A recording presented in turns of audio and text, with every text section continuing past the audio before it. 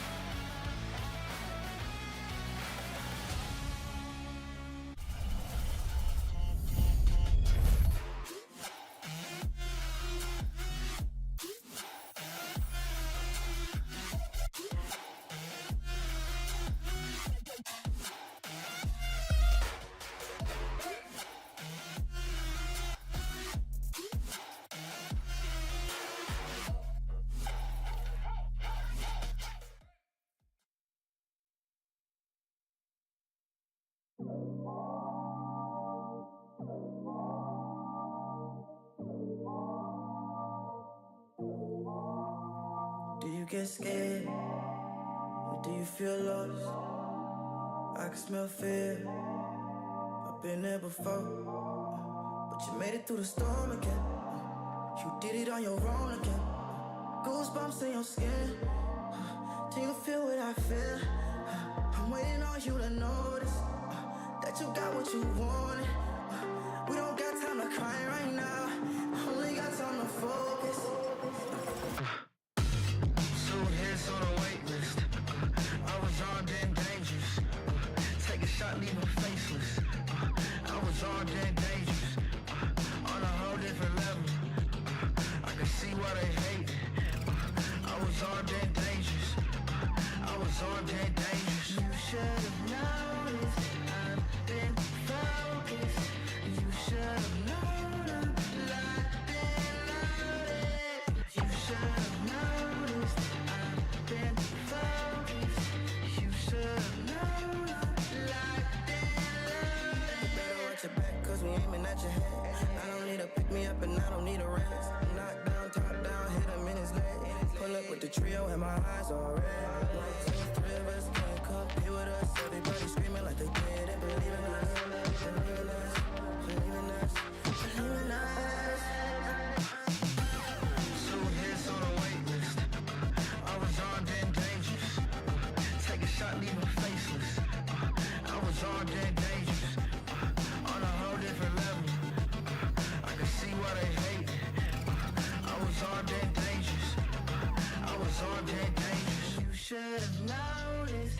I've been focused.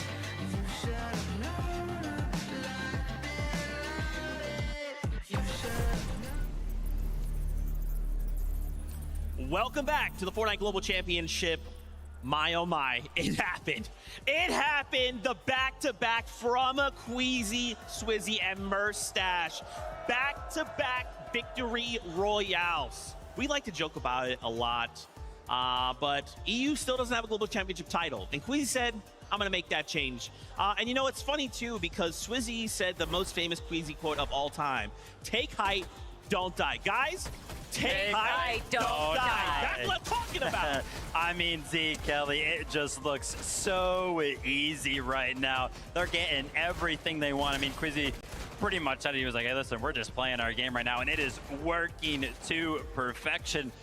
I mean, you just take a look at them, right? They're sitting up there, no worry in the world. They do such a good job at applying pressure to exactly the right teams, right? Keeping an eye on not only the second height team to make sure, of course, you know, the most likely team to go ahead and try to pressure them off the height, always keeping a close eye on them. But one thing that I always notice when we kind of tune into like Swizzy's POV is that he is so keen to look like back in the storm and make sure nobody's going to come up behind them and make some sort of sneak play. They are just so aware of everything that is going on around them. And you know, you say take height, don't die. Usually when a team has height so dominantly, a lot of other players will just kind of leave them alone, focus on the low and mid ground. Yeah. But that is not the case for this trio. Both games now that they have won from height, someone has tried to steal it away from them. And that actually was one of the closest height steals we've seen between the two games. Vanya and Pixie actually being able to build over them, but Queasy, Muristache, and Swizzy were able to easily recover from that and then take height once again. It just looks so clean, man. And it's crazy too, right? Game 2, 12 elimination victory royale. Game 3, you know what? We'll get another victory royale. Let's just toss a few more. Sprinkle on some eliminations on top. My gosh. And of course, once again, Queasy still 100% locked in. Let's take a look. They are starting to pull away with a lead, and this is just the halfway point of day number 1. What? 300 points, basically? They have established a 122-point lead just after game number 3. I mean, yeah, I guess that's what a back-to-back win will do. You know, I got word. Not only did we get to see this fantastic last game, we have a listen in. Let's take a look on how it went for the trio. Yeah, I'm 100 mats. I'm below. Take. On me. Get it, shove this low. I'm playing zone. Yeah, chugging, go. Yeah, me too. Go up. I'm fire. He's here. Yeah. Crack. Nice. Got it. Dead. Nice. Yeah, zero mats. I have 3 pills. I have 5 shots. Take. Yeah, drop. I see solar. Yeah. Dead. Nice. 100. 100. I'm dropping down. I'm on spear. 100. Dead. 100. That's at 2. 100. Nice.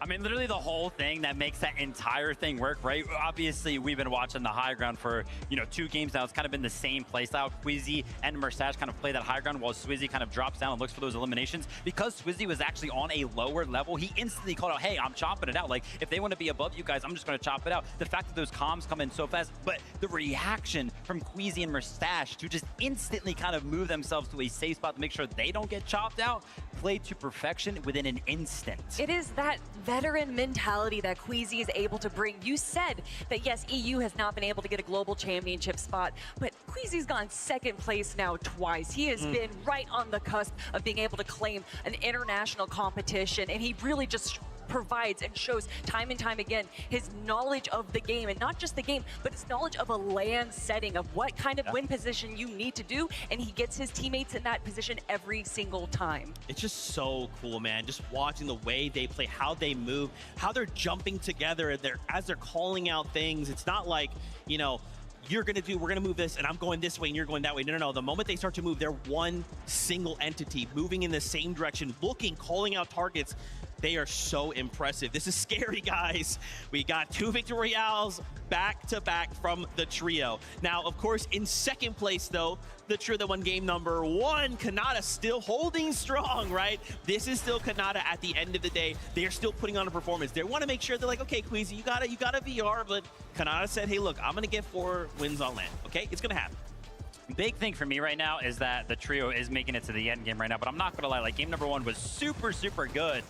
The follow-up games kind of feel like they're kind of just like picking up points, being a little stragglers, right? Not necessarily having that great trio, everybody's together, we're healthy going into the end game type of game, which I think is kind of a good thing when you think about it, Kelly. It is. Like, they haven't really bounced back after game number 1, but they're still in second place. Well, if you look at the dichotomy of Queasy's trio and Kanata's trio, where Queasy's going on this ultra aggro, he's just controlling the high ground, Kanata's playing a bit more passively, and we saw that in games 2 and games 3, and we already knew that he was kind of playing a passive early game, but what I really appreciated in this end game right here, they were in the best position, so they were kind of actually staying in the back of zone, and there was a moment there where zone is pulling up a hill, and everyone was getting congested trying to climb over that hill, but Kanata bolt scrap it, they stayed back a little bit, waited needed just a moment, maybe took a little bit of storm damage there, but then they were able to kind of pass away through the congestion and be able to make it into the end game. To me, I say this so many times, to me what makes a top player isn't what they do when everything's going their way, it's how they're able to handle it when things aren't. Oh my gosh, that's so sick. Guys, I don't know if you saw third place there. Seti climbing up 2 placements, taking over third place. Now we're gonna break down a little bit of what we saw, but why don't we hear from Seti himself, who's hanging out in the player lounge. Obviously, it wouldn't be a Fortnite Global LAN if we didn't talk to our 2022 Invitational champion, Seti, and I'm so happy it's because you're in third place right now, Seti. Is this something you were expecting going into today's competition? I wasn't expecting for us to be that high because obviously we're contested those spawns, so it's definitely harder for us. But we ended up surpassing our limits, and now we're third and going just small break. Then we're gonna focus even more and hopefully finish third as well at the end of the day. And it's really interesting to me that this trio was formed as a last chance trio for Major 3. Yapko coming back from his time in North America. Panzer being a player everyone wanted to play with, despite his lack of global experience. How have you managed to make this team look like a championship contender so quickly? I think we all are very experienced, especially my IGLing skills are like, they can really push us to the limits in end games. To get us through the mid games, and Yapko and Panzer are just both crazy fraggers, both support each other and do their roles perfectly, so we just match each other so well and it works. I don't know how, but it works. Il se demandait comment ils étaient aussi forts après si peu de temps ensemble, et il dit que c'est surtout qu'ils sont très expérimentés et qu'il a 2 très bons fraggeurs avec lui. Now, how will you keep consistency during this whole week? I think we just have to focus on ourselves and just get through the mid game because it's the most difficult, getting the surge. And then whatever comes. We're just gonna focus every single game like it's the first game that we're here. And yeah. Your old teammate, Cami, is also in the top 5. In fact, he's 4th place right now. And then we have Dimas Diamond Pix in 5th. What is it about these Polish players that makes them so successful on LAN? I think it's, again, the experience. I think we're all very used to playing on the big tournaments. And I actually predicted that like Cami and Pigs are going to be high up. So I'm very happy that they are behind us as well. Can I ask what it's like to be at a LAN and not having Cami by your side? I don't think it changes much, but... I mean, it just means we have more chance to have a top 5 full of Polish teams. Ça change pas tellement finalement d'avoir pas son collègue à côté, mais il est très heureux d'être là. And so just thinking about the rest of the competition, Choka has already asked you about staying consistent. Have you been looking at the lobby and thinking, okay, these are the guys we need to look out for? Who is your competition here? I mean, obviously, Queasy, he's right now on 300 points, but I think like all eyes are on him, so he might have some trouble going into next games. We will see. Polska Gurum, indeed. Let's head back to the desk. Thank you so much for that interview, man. I'm telling you, man, this is my favorite part about LAN. We get to hear from the players, get to hear that insight, what Seti's thinking about in the moments. And I think I agree, right? He kind of calls out, hey, eyes are now on Queasy. So it's going to be up to him and his trio, right? Do we start to feel that pressure? Do we just keep going? I mean, we have to remember this is a 2-day format, right? So you're only going to have so much in the tank. How do we make sure we make that span across 2 whole days? If there's anyone that can do it, I have faith in Queasy. Now, we're just going to ignore the fact that there's 4 trios that in the top 5 that are from EU. EU's absolutely dominating. This is, it's fine. All we need is Kanata. He's up there. But look who's still lurking, right? Higgs, Clicks, and Eamza, who are also holding on strong. They're performing well, Kelly. Things are looking good. Yeah, you know, a lot of people tend to doubt this trio, and when we saw in Major number 3 that there wasn't the best performance out of them, but they did not allow that to really hurt their emotions. They kind of took a moment between weeks 2 and 3 over this season to kind of collect themselves. They said that they went off stream, they kind of worked on their emotions a little bit, and then they came back stronger than ever, and we're seeing how that's paying off right now. We know that this is really an emotional team, and when they go down, it kind of affects them a lot. So to see them be able to kind of mature their emotions in the span of just a few weeks impresses me so much, but I gotta give Higgs a shout out. You know, he's originally from NA West, if you remember Batman Booga, and his solo clutch right there is what really climbed him up the leaderboard. Yeah, I mean, definitely still need to see a good game from this trio. I think collectively, as all three kind of being up and alive and healthy, and they got the mats and everything like that, because that's usually what they're good at, right? They're usually good at kind of controlling the front side of the moving zone. They don't necessarily usually go for the high ground, but the fact that we haven't really seen them as a full healthy trio, we haven't really been able to see that from them yet. So the fact, again, you know, another one of those instances where, you know, it's doing very, very well, 6th place. Still yet to see like that Clicks, Higgs, and Yamzo-esque game, which is really good for them, right? Maybe this little bit of a break can kind of help lock them back in and actually go ahead and portray their real game plan when it comes to the end game. But even looking right here, while Zone is pulling towards them, they're a little bit ahead of the gate. They're making sure that they're aware of anyone that is below them, allowing them to kind of encroach onto their territory right there. Just like David was saying, they love to be in the front side of Zone, but these little adjustments that they're making, kind of just staying back a little bit, picking off these weaker players so that they get those refreshes. They see that they don't have that many mats, so instead they're going to go for the elims. They're going to play a little bit back, and they don't want to control the rest of the lobby if that means that there's so many other incredible teams that are going to potentially be able to take them down.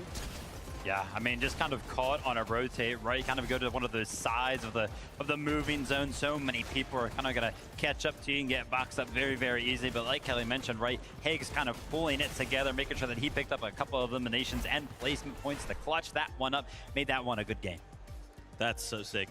Guys, I just got word we have something really special. So obviously for the first time we have an anthem created by David, and we actually have David standing by, and we get to talk to him right here, right now about it. David, obviously, first off, what's going on? It's great to see you. How are you doing? Doing great, man. It's good to be back. That's right. I was literally gonna say. So we met at Pro-Am. We're basically Fortnite fans. Me and David are basically best friends. We talk every day. We play Fortnite every day.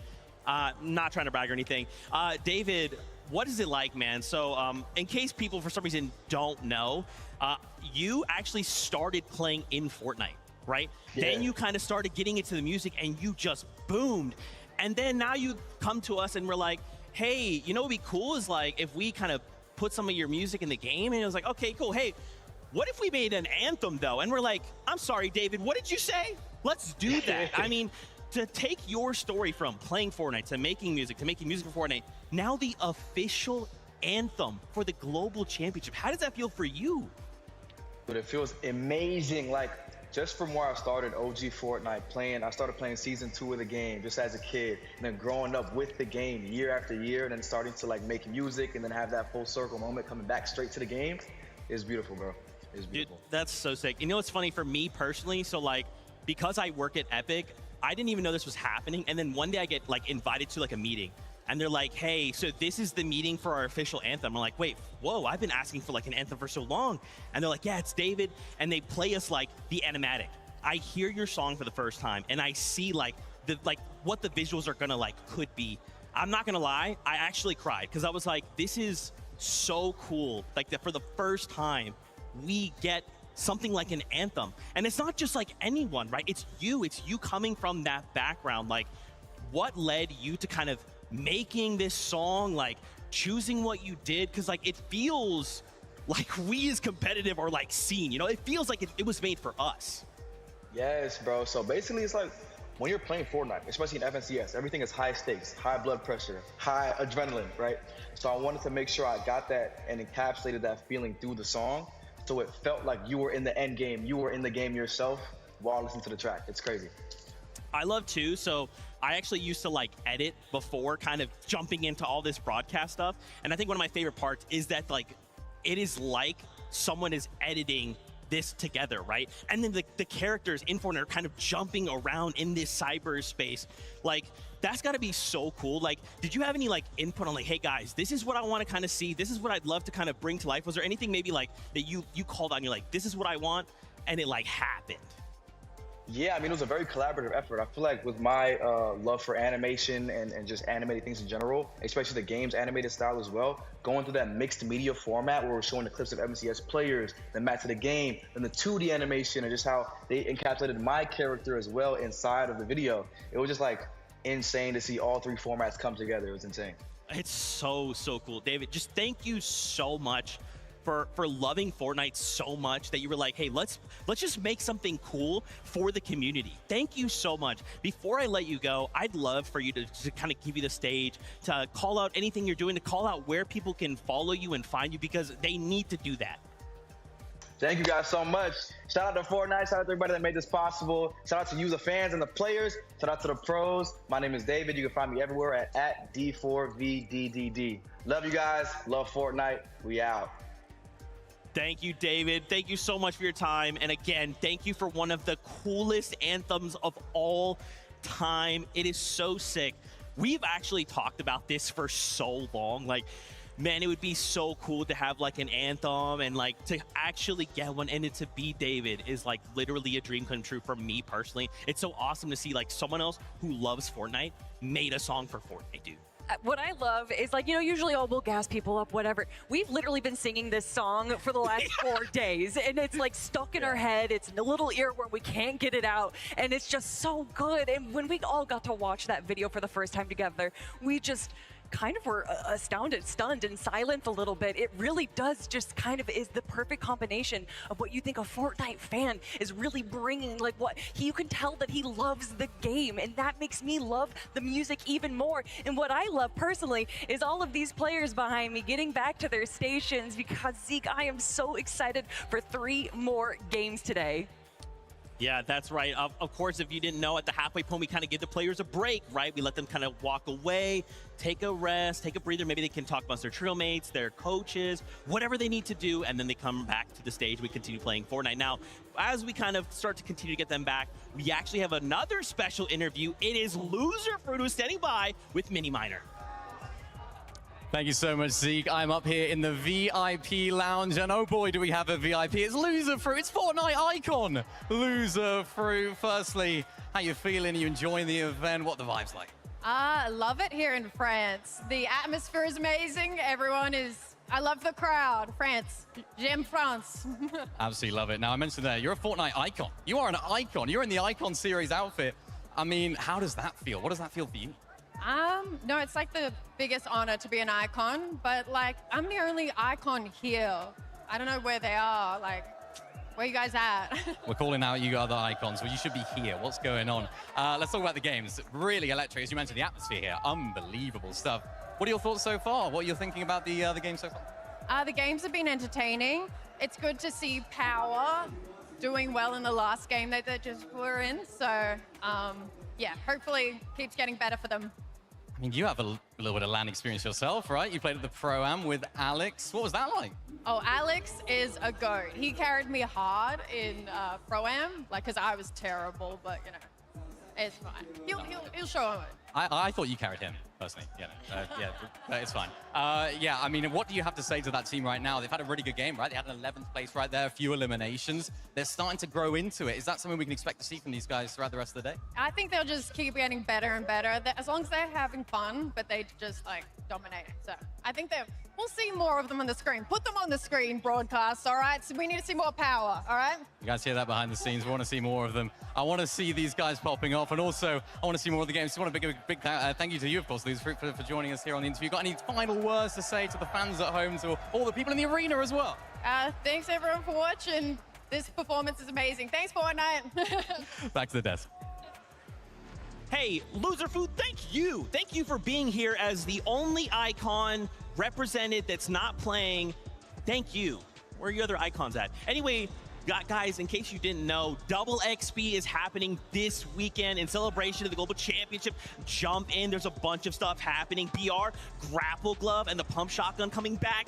Reload's got 100% rare chest spawns with some other unvaultings happening. And then finally, Blitz has melee mythics when you drop off the Battle Bus. Jump in right now.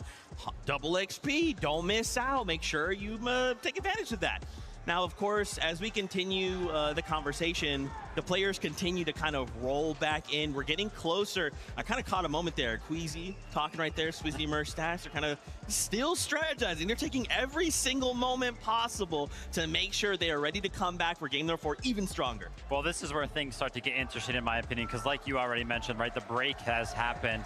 and the fact that 2 dominant performances have happened, I'm going to be looking towards these next 3 games because now Queasy, Mustache, and Swizzy, they might be getting even more respect of this. Everybody might be looking at the high situation and be like, yeah, we've got no chance if we actually go for it. Let's just give them full respect, which would kind of open the door even more. Even though it already looks open for Queasy, Mustache, and Swizzy, it might open it up even more. But now the opportunity as well for some of the other teams to maybe kind of counter-strat some of the things that may be going on in the early game. Obviously, there's a couple teams that we think could be doing better right now, and hopefully this little bit of a break gives them just that opportunity to go ahead and figure something out. I mean, when there's a team that just dominates high ground so well, a lot of the other teams will kind of build this little bunker over themselves in low and middle and kind of, you know, refute eliminations from them. But Queasy, Mustache, and Swizzy aren't allowing that to happen. They are making sure that they are not controlling high ground passively, which we've seen teams do in the past. They are making sure that they are chopping out all the roofs, making sure that they're still getting eliminations, and that is what makes them so dangerous. We see teams go for height and get that consistency, but rarely do we see that in tandem of also having the most amount of eliminations in a game. I kind of want to flip the script here a little bit, right? Obviously, we're talking about Queasy kind of in that #1 spot. There's a couple other trios, namely Peterbot, Ritual Cold, right? Pollo, Acorn, Agers. What's going on? It seems like this trio, these trios we know should be performing well, right? I kind of made a joke at one point last game. I was like, oh, it's interesting. Like Peterbot, Ritual Cold are 31st. You're like, that's interesting. That's how many eliminations they should have at this point. But that's not the case. What do we think is happening here? Well, obviously, I think games #1 and 2 were kind of like feelers. They were kind of trying to see what they can actually do with their drop spot kind of situation that they have going on. And then games #3, we kind of tuned in with them. They pushed into Dystopia City pretty early on. And then I was like, whoa, their mat situation looks very, very good. They've got a pretty clean loadout. I just don't think they really know where to go from there. Like, it doesn't really seem like they have a full laid out plan, which is why, you know, looking at this break right now, hopefully the coach kind of comes in and talks to them and is like, hey, listen, this is what you guys need to do after you kind of get an established loadout and the materials needed. You know, there's a word that we like to use in North America when we describe Peterbot, Cold, and Ritual, and even Acorn, Agers, and Pollo, and that is conditioned. They condition the lobby, but that lobby that they condition is just North American Central. There is a very specific strategy that we see time and time again that these players get to practice over weeks and kind of build up that one meta, and then they are conditioning the lobby to kind of play around them. Well, they have 7 other regions now. They have Europe to contend with, so that strategy that they have conditioned the rest of North America doesn't really matter now. So I think that they're kind of being thrown for a loop. That respect that so many other teams give them in North America isn't necessarily seen here today. Yeah, there is that meta within the meta, right? And it kind of, we usually talk about that around these times, right? On LAN, when players have kind of time to come together, meet each other, say what's up, and then practice, right? And I love that you call that out, Kelly, because that I didn't even consider that even for a moment, but that's so true, right? Everyone else is going, oh, here we go, finals, Pollo, Peterbot running around doing their thing. Got to make sure we respect them. Everyone else is like, hey, no, this is a global stage. Like, I'm trying to win. I'm trying to walk away at the end of this as a global champion. How different things are here in a LAN setting. Yeah, 100% right. That could be playing a factor, right? Obviously, we've kind of talked about the situation between Cold, Ritual, and Peterbot, switching the focus over to Acorn, Pollo, and Agers. They've got, like, it's like an easy task, but a hard task at the same time. They know kind of what's going wrong. It's Storm Surge, right? But Storm Surge is one of those mechanics in Fortnite competitive that's pretty much the hardest thing to kind of figure out for any one of these teams, right? They know what they need to work on, but it's like, man, how do they? And you know, we were talking about the start of the show, especially Miniminer was pointing out how Queasy on the northwest side will build up that pillar, or will build up Storm Surge on top of that pillar. And then we actually saw it in game #3, Agers, Acorn, and Pollo doing the exact same thing. But then if you look at that drop map, there is not that many teams that are landing near them, and a lot of the teams that are landing to the west of them are fighting each other. So there just isn't the same opportunity that someone like Queasy, who has a similar starting strategy, is able to pull off that they aren't. That is so cool and crazy at the same time, right? These almost like micro strategies these players are trying to utilize. Now, of course, both of these trios are world class, right? I'm not worried, but at this point in the competition, we only have 3 games left to go, right? And the idea is we set ourselves up with this first 6 games, then day #2, we only have 6 games, right? To try and make a fight for that #1 spot. So for both of these trios, I kind of want to see, like, we need to get into this. We need to make some moves right here, right now. But with that being said, it's almost that time to hop back into all of the action. We want to toss it on over to the casters to say what's up before we get things started. Appreciate it so much. It has been a phenomenal time frame so far here today, Jacob. But Leon, je t'aime, because you guys are putting on such a strong crowd performance too. The way you guys are gassing up these players, Jacob, it's so awesome to see. Honestly, coming into this venue, I was kind of like, oh man, what's gonna happen today? How's the atmosphere? You could hear them 2 hours before the event even started. I had to go in the middle of that crowd and get a video of my own, but the hype is real and the game is ready. Let's get right into it.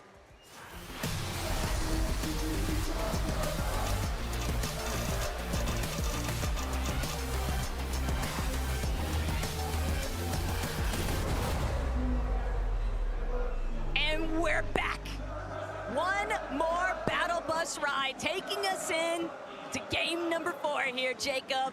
But the important steps are starting to be made. The players have had a slight opportunity now, revitalize themselves, see if these strategies, revisit some of those strategies even for a good portion of our teams realistically. But for Doxy and Tayson, this has been the early game theme so far here today, because these guys have just been clashing nonstop. But we saw that Brazil interference take place in the last lobby, so both these teams know they have got to be even faster with this outcome. It is all or nothing, because if Brazil continues to intervene, they're just not going to be able to build back up from Rangers' ruin. Yeah, and it wasn't just one, but it was 2 different teams, but the drop remains the same, the 50-50 on one of the chests. For Doxy, he's going to have to disengage and try to find some floor loot elsewhere. Chicho was taking a good brunt of that damage, but it's Pablo who does get dropped first. Chicho as well, and this is a good opportunity as Chino and Doxy are in a 2v2 situation. They're trying to close the gap, but Doxy goes down. Tayson, the 5-time champion, is going to fall as well. Now Chino's in a peculiar situation as he gets eliminated in the 1v1 against Triss. It's a tough break there for Doxy's team, but hey, Triss, what a come up. Chicho and Tayson are both very likely going to be revived, but they gotta be very quick because still other action across the map. Veno, Vico in a very tough position, but Yuma, he's not gonna be able to escape. Veno finds the knock, finds the full elimination here, taking full advantage of that siphon, but he still has Grise up above. Veno trying to be very wary here. If he goes down, that is the end of it for game 4, and they still want to be able to strike inside that top 10 for the leaderboard, but Veno wrapping around underneath Grise, even though he's overhead, Veno has the shield HP advantage. Veno still breaking through, doesn't get the shot that he wanted to, but Grise taking a huge chunk of his HP now. Coyota still seeing if he can apply a little bit of pressure on the backup section, but Veno, even in the 1 versus 2, he refuses to budge. That is Aura. Oh, he finally gets the knock on Rise, and that was huge. That was 200 IQ coming out of Veno, because Vico was down. Coyota went down to finish off that elimination, which gave him a huge 1v1, and with a third party coming in, Alex and On and Rise have had enough, as Veno's gonna be the one that cleans up that elimination. But what do you do from here? You do have a chance to get the reboot cards, but your POI has now just went to someone else. The problem in the red alert there is that everybody knows that it's just Veno by himself. That reboot is going to be tough to make it towards, but Gabzetta, Scarpa away, already tangled up here. Snowy on the loose, trying to get the red around, but completely caught off guard. Gabzetta, nice knock, transitioning into the elimination here. Way, Scarpa to Gabzetta, they're now in the driver's seat, and Ryu, Sod, potentially heading for the hills instead. No, they're willing to clash head on. They still don't want to depart.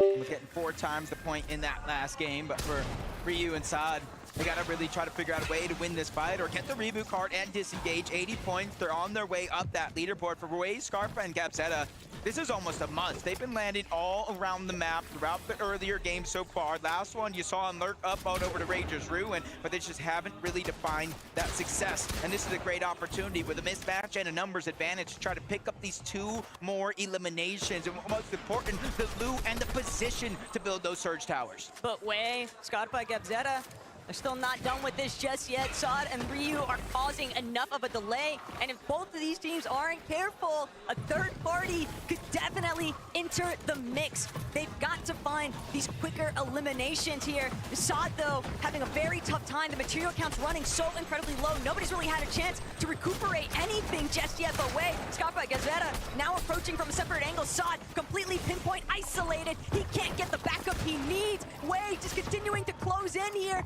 Scouting out. Okay, Sod overhead. No, it's just Ryu instead. Sod taken out. Ryu nearly out of this one, but just doing his best, and it's just not good enough when you're dealing with the full trio of Wei, Scarpa, and Gabzetta. Yeah, with those eliminations, you see the rank upgrade drops coming in. It's not going to be the biggest difference maker, but it's definitely a good more loot than what they had before. Dystopia City, Peterbot, Ritual, and Cold, they've had enough of playing the drop spot roulettes. They knew coming into this event it was a triple contested fight, and now they're taking the fight to Tay-Tay. This one's personal as Ritual gets the first knock. There's back-to-back. Cold's putting in some work as well. 2 or 3v1 situation here on the Rhino, but it's not going to last too long. They have finally woken up. Enough poking the beast because now they got what they wanted. I mean, you're talking about poking the bear, and take a look at what Venos managed to do in some of that downtime since he found those early 3 eliminations against Koyota's team. Flixie, Vico now back up and in the running here. This is a real opportunity, Jacob, because they've got a couple of other teams that might be a little bit too prioritized with each other, a little bit too fixated elsewhere to scout these guys out inside the tunnel way. Yeah, I was looking at the mini-map right now. I saw another team potentially rotating in this direction, but it was outside of the mountain range instead of in. So not too risky just yet, as Muzz, you see just a huge chunk of HP missing, along with Sphinx. And to start the game off, I did see Muzz get at least one knock. The drop spot for that team on the other side was just too far, giving them that advantage. And that's just kind of that early surge, and that's early confidence building for a team like that. The real unsung hero, though, for Queasy this weekend so far, Jacob, has just been the fact that he's uncontested. If this is what an uncon Queasy can look like on a global stage, then I cannot wait to see exactly how the entirety of this weekend plays out, but don't want to get too ahead of ourselves. Reasons, Alex, Anon, just taking a more slow and steady approach. Oceania has had its fair share of struggles throughout the course of today's matches, and for good reason. It's just very difficult when you are stuck in between some of these teams that are just these pre-established surge bases. It can be very hard to cut through, work around, and they're dropping so far south of the map, Jacob. They just don't have as much resources. Yeah, definitely kind of changing things up for this game. They knew coming into this with the drop spot they had, the hardest part wasn't necessarily loot, not even materials. It was getting up and over that mountain to try to get in a good position for the game. It's called Ritual and Peterbot. You see them sneaking up, using the bush, the Flowberry Fizz, and the Crash Pad. That's Pixstorm and Demas on the other side. The revive is fresh. 2 of them are weak, and that's going to be easy pickings if they can continue to put this pressure down. Hold trying to be the first one in. Demas is the one that's getting angled out and pressured by 2 different players. Ritual is going to be there on the other side, but a surprise attack, a big shot. That's going to slow things down for only a short moment. Because Cold, he's realizing the bait and switch. My teammate is weak. I have to continue to put pressure out. It doesn't matter who it is. I have to keep these guys on their toes. Cold and Peterbot are playing like they just see red right now. All they want to do is jump into somebody else's box that's not their own. But Peterbot, he's going to be forced to take a halt. He knows that he has to try and fight this team underneath them or just leave entirely. Demas, Darm, and Pix, they've done enough. They have pushed back, and Peterbot is pushed out of the location. Kind of get a little bit confident there for Cold, Ritual, and Pete as they continue to kind of rotate on out. Surprisingly enough, they didn't kind of continue to stay over toward Dystopia, but what they left it, Baka, Pars, and Pump actually moved in. They're at a contested drop for themselves, north side of this actual POI, so they're just trying to get scraps. They're just trying to get any bit of surge, and right now, they spotted Cold and his entire trio rotate back toward Dystopia, and they're just trying to lurk. They're trying to get the heads-up play and an opening damage shot so that maybe they can finish it up. Take a little peeksies, though, at what's breaking down with Kanata, Rapid, and Bolts. The elimination feed might be telling an entirely different story there, though, for what's shaping up here at Dystopia. Pump, Pars, Baka finding that elimination onto Peterbot now means that they are all good to go for trying to key in onto Ritual and Cold. Pars already overhead. Baka right next to him. Pump, separate angle as well. There's just so many flank attempts here, but Cold Peterot knows that he's got to depend on his other fragger here, and Cold could come up big time. Hey, before Peterbot went on this huge tear for the scene, it was Cold everyone was worried about. And I remember back at the Invitational 1v2 to get his teammate back into the game and try to get them that good positioning that they had. Bakapars and Pump. I do like this right now. They're kind of testing the outskirts. They're not taking that big risk scenario of moving in towards these buildings. They know they're lurking around. They know with the double pump, 2v1 situation, they can easily try to catch any bit of this damage. So for Cold and Ritual, they just got to continue to play sneaky. One has a med kit. So Taco, this is not the last we've seen of them. Yeah, but the problem still remains, Jacob. They're going to have to deal with Baka, Pars, and Pump, who are very likely, they look as if they're keen, set on setting up to prevent Cold and Ritual from actually leaving Dystopia. And if Cold and Ritual attempt to make a reboot inside of Dystopia, they are going to be immediately pounced upon by Baka, Pars, and Pump. They have so many medkits, they can afford to stick around in these early zone ticks. And you can see in the top 5, obviously Queasy's team pulling far ahead, but only 133 points to get into the top 5.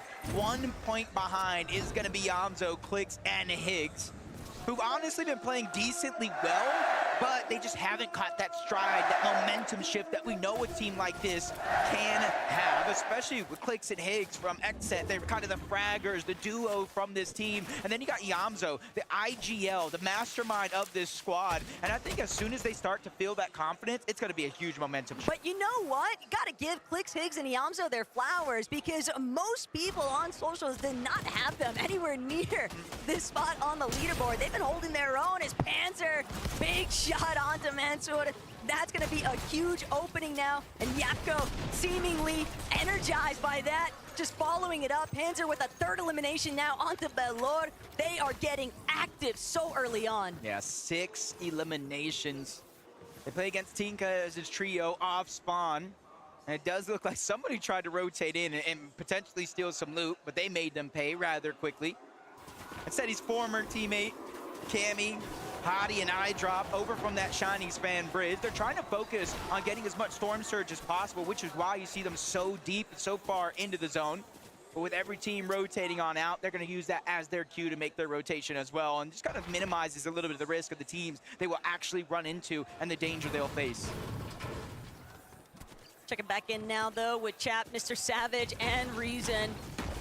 These guys have really just been sticking to their own game plan, and a lot of that entails spending some additional time inside of those early storm takes. They know that they don't have anybody contesting them, and kind of surprised, Jacob, that no one has decided to try and actually challenge Mr. Savage's team in that northwest position, but they've done an excellent job at just creating so much space and playing their search trades where necessary. Yeah, you see, it's a whole different ball game when you are uncontested.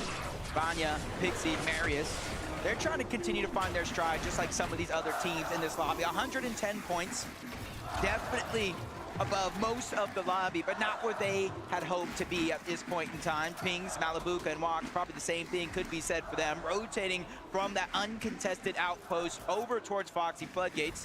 But even though they're not in zone just yet, Taco, you're seeing they're running into so many other trios. Baka's team, Pix, Darm, and Demus as well. And even if they find a way to get to the other side, there's a 4th team on the mountain looking in this direction. But the real problem that I'm recognizing right now, Jacob, is that you've got several of some real heavy hitter trios surrounding Foxy Floodgate, and I'm thinking about Cold, Ritual, Peterbot way back over towards Dystopia. They're gonna have to eventually break through these teams who are already fixated in much better positions. It's gonna be tough on that side of the map, but taking a little bit look closer towards the center. There's a little bit more flexibility around, just a whole different game here. There are a couple teams into the mix, but you're seeing no one in relatively close danger. King Phaser, P8 Zen, they have their surge base. You see not too far off, Ager's Acorn and Poyo. They're going to be able to get a little bit of that hive spot because you see Merstache Queasy and Swizzy rotating yet again to one of these bunkers. And the interesting thing about this team is because they do get the hive, because they are uncontested, and you look at the Demon's Debris and Dystopia where it doesn't necessarily spawn there, Ranger's Ruin too far away. It's so early on in the game, but they're rotating all the way to the eastern side of the map to get these bunkers that they know no one else can get. And this is the 5-head type play that's coming out of Queasy, and it almost makes you wonder if he wins here to this weekend, is he #1 in the all-time list? Undisputed GOAT of IGLing without a singular doubt in my mind, Jacob. He's already considered one of the best, if not the best, IGL in the world based off his past couple of years with Global's performances. And it's just impeccable to think of what they've been able to accomplish here today, because sure, you can be first on the leaderboard, but to go back-to-back with victory royales, that's a different beast entirely. And it's going to be very difficult for anybody else to play catch-up. You have to remember, there were teams in this same position. Queasy was in this position. He was the one down below, but can't finish that thought just yet. Striker, Tisco holding their own here. Art, School, Southco, they need a little bit of a recovery point, a little bit pinched here at Sakura Stadium, just so far west of the map. They know it's only a matter of time before a third party makes the intervention here, but Art, School, Southco, they've got one knock. Striker, just seeing if he can try hold the wall, but he's not gonna be able to break away. Art just relentlessly chasing him down, and sure enough, it's gonna be 4 eliminations now in total for School, Southco, and Arc. Hey, they're sticking to the game plan, but the game plan has now have a wrench into the mix. Veno, Vico, Flixie, they're making their way on over. This could be 2 of the most aggressive teams in their respective region going head-to-head, but Veno, he makes the call, maybe a little bit too close for comfort. They try to disengage just a little bit, but you see they didn't take the full distance onto that crash pad. They have some materials they want to get back, but they want to control the pace of them and that team of Arc School and Southco. I mean, the ball's in their court. Vico, Veno, Flixie, they're just going to continue to play for positioning.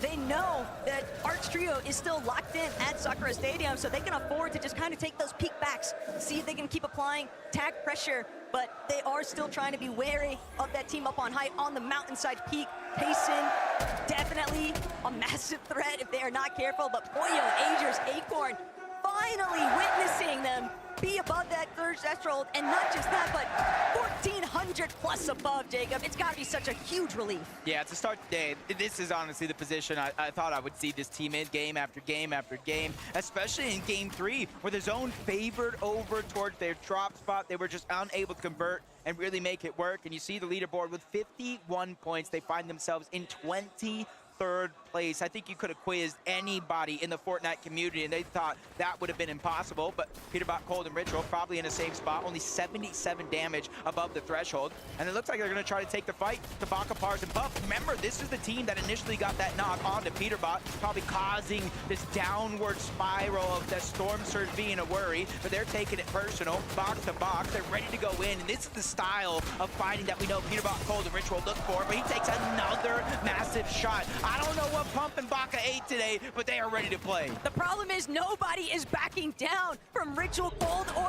Peterbot. Baka, Pars, and Pump have them fully squeezed inside of this tiny little crevice, and if that wasn't bad enough, they're also having to deal with a third party up on the high ground. Cold, Ritual, Peterbot, they're doing everything they can to try and buy themselves a little bit more time, but they know the clock is working against them. They're only just short of 200 above that damage threshold, Jacob, but they need more, and they need builds. They don't have any materials. It's all on Cold. Peterbot is just left in tatters because of that start.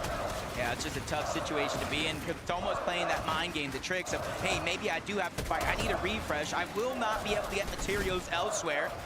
And with a team that's honestly been a terror to the entire NA Central region. This is kind of a surprise, and you've been saying it, nobody's backing down. Honestly, Papa Pollo said it as well. Peterbot plays mind games with all of you guys. He gets into your heads, and that's why he's so successful, but guess what? No more mind games. I think everybody is ready to fight back. Well, it doesn't need to be mind games, because with Queasy, Swizzy, and Mustache making the approach, Peterbot, Cold, Ritual, it's now or never. They've got to either dive in, or they're going to find themselves getting absolutely pincered by several different teams. Baka, Pars and Pump also know that same pressure could technically be applied to them if they're not careful.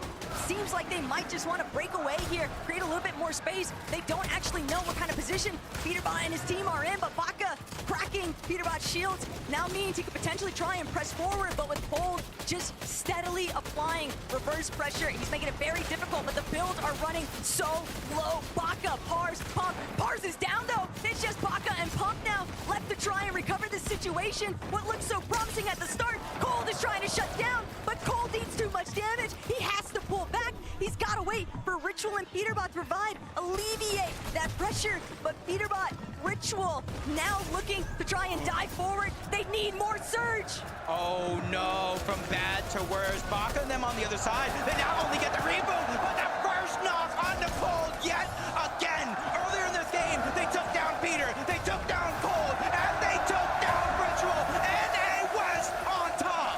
Baka, Pars, and Pump have just won the hearts of the crowd here in Lyon. And not only that, Jacob, but they just continue to make it feel impossible for Gold, Peterbot, and Ritual to perform here. But Clicks, Yamzo, Higgs, on the other end of that note, they're still trying to see if they can leapfrog their way into that top 5 position from the leaderboard. How many times have we seen strong performances convert to a big jump in placement? But Swizzy, Merstache, Queasy, as long as they stay tried and true to their strategy, I mean, if it ain't broke, don't fix it. Yeah, and they got such a good spot, not only because the high ground, but Taco, take a look. Where is the zone going? Over Foxy Floodgate. That means there's going to be so many different elevations that if it pulls all the way towards the east or even towards the north and then back down to the south, it is going to be a roller coaster of emotions. And Veno, Flixie, and Vico throughout the day has been going through just that. 269 below the damage threshold. Even with Vito hitting a nice shot, it's not going to really change what they're facing right now. And that's why you see them scrambling, looking all around, trying to get information, figure out where they need to put their focus at. They're likely going to have to drop to ultimate low and maybe try to play a pre-edit off of a back tarp. That would maybe be their best opportunity to find some big damage.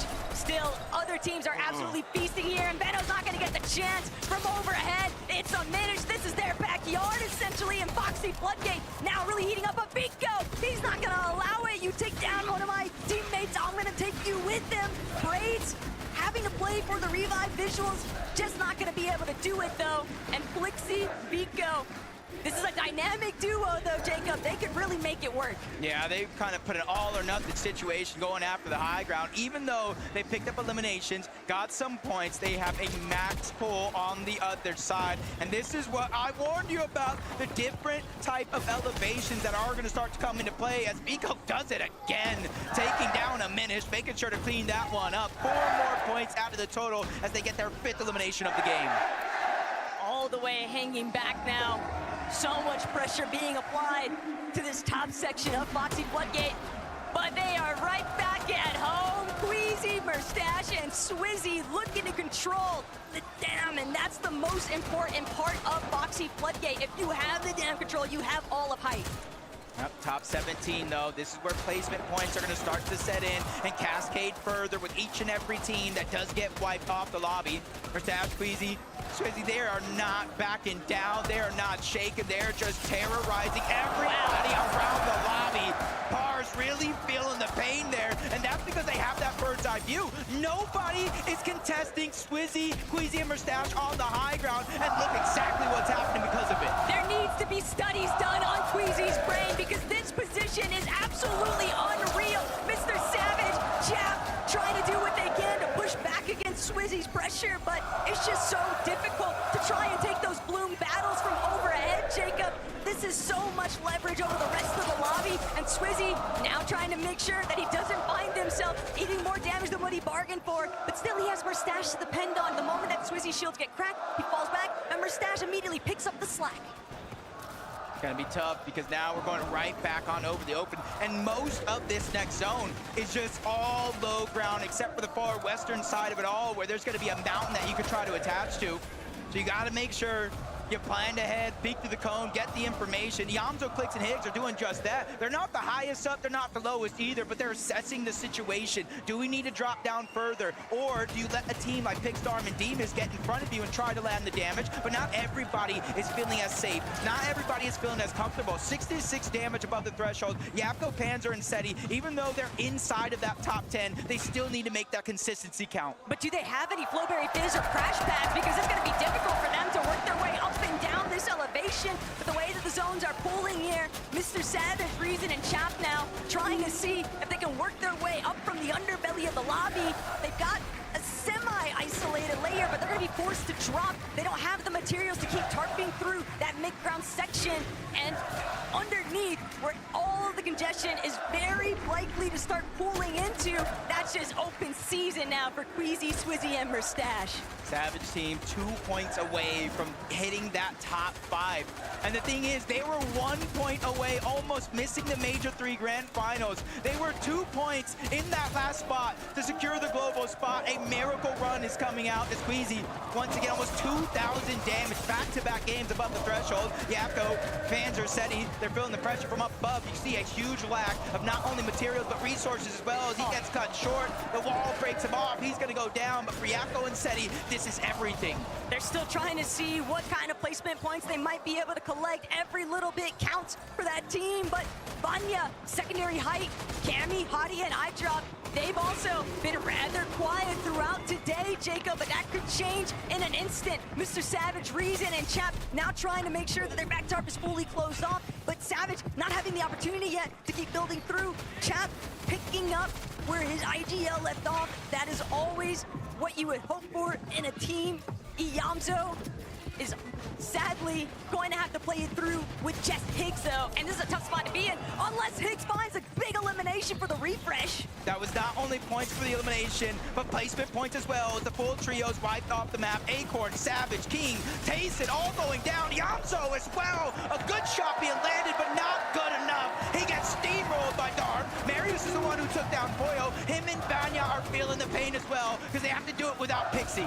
But they've at least got frontside low control, and that's gonna have to be enough. They're gonna need as many eliminations as possible because they need more materials, and we haven't even started the conversation of how to deal with Queasy, Swizzy, and Mustache up above. Everybody else in this lobby looking substantially healthier too. I feel like I've seen this episode of Fortnite before. Game 2, Game 3, and it's looking like it could be possible for Game 4. 370 points and counting. Only 2 teams in front of him, both of them weak. Vanya trying to do what he can, but he only has 1 teammate, Marius as well, with the full trio up above. They get the wipe onto 1. They're looking to close this one out as well. Marius in his line of sight, but Swizzy, he takes a big shot. That's a surprise attack, but luckily for him, his 2 teammates have his back. Mustache gets the drop on the Marius, stays alive. They're targeting out Vanya. 3v1 situation, and they go back to back to back to win another game. When have you ever seen on the global stage the trip skis of victory royales? Queasy, Swizzy, and Mustache are setting a new precedent here in the 2025 Globals performance, Jacob. This is insanity what we are witnessing right now, and they deserve all of the credit. But Frankie, let me know what else they have to say. This is incroyable, Leon! Swizzy, please stand up. Can you believe this is happening? Yeah, I knew we were gonna win. You knew it. You are playing like you knew it too.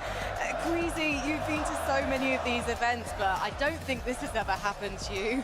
Back to back to back. Surely you can't believe what's happening right now. I mean, I can. We practice a lot. So just lucky it's paying off right now. We need to just keep playing and hopefully we'll win. It's been really interesting to also see what's happening with the North American teams. On the analyst desk, they were talking about the fact that in North America, the top teams are conditioning the lobby all the way through the season, but that's not happening on Globals. Is it simply a case of not fearing the competition, not believing their hype? I mean, we're just playing our play style. There's like nothing, like we're not gonna play low ground if we don't know how to play low ground. So we're just staying on high and playing that, you know. Actually, You did well for 3 games, for your team, but also for the crowd. Are you proud of that? Yeah, I'm so proud. I'm proud of my fans. I'm proud of my teammates. Like, they're crazy. And for you, will you keep the high ground for the next 9 games again? I mean, the strat is take height, don't die. That's it. Ils vont continuer comme ils peuvent, mais ils donnent beaucoup d'énergie pour vous et ils sont très fiers pour vous et aussi leur communauté et surtout leur trio. Thank you very much. It's crazy. You have another word for your crowd over there just in front of you. I mean, I want to thank to every fan that came here watching us, and even if you're not here but watching, I want to say thanks to everyone. It's the biggest support ever. Thank you. Leon, one more time, please show your appreciation for Queasy, Swizzy and Mustache! We are heading to a break. We'll be back with game number 5.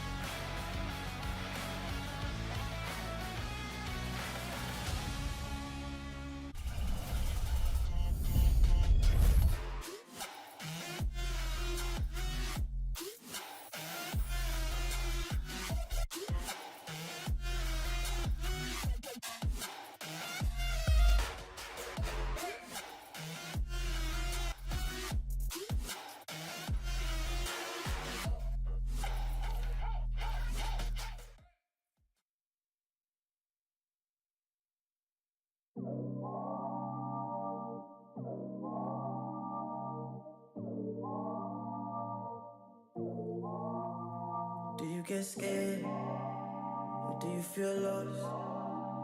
I can smell fear. I've been there before. But you made it through the storm again. You did it on your own again. Goosebumps in your skin. Do you feel what I feel? I'm waiting on you to notice that you got what you wanted. We don't got time to cry right now. Only got time to focus.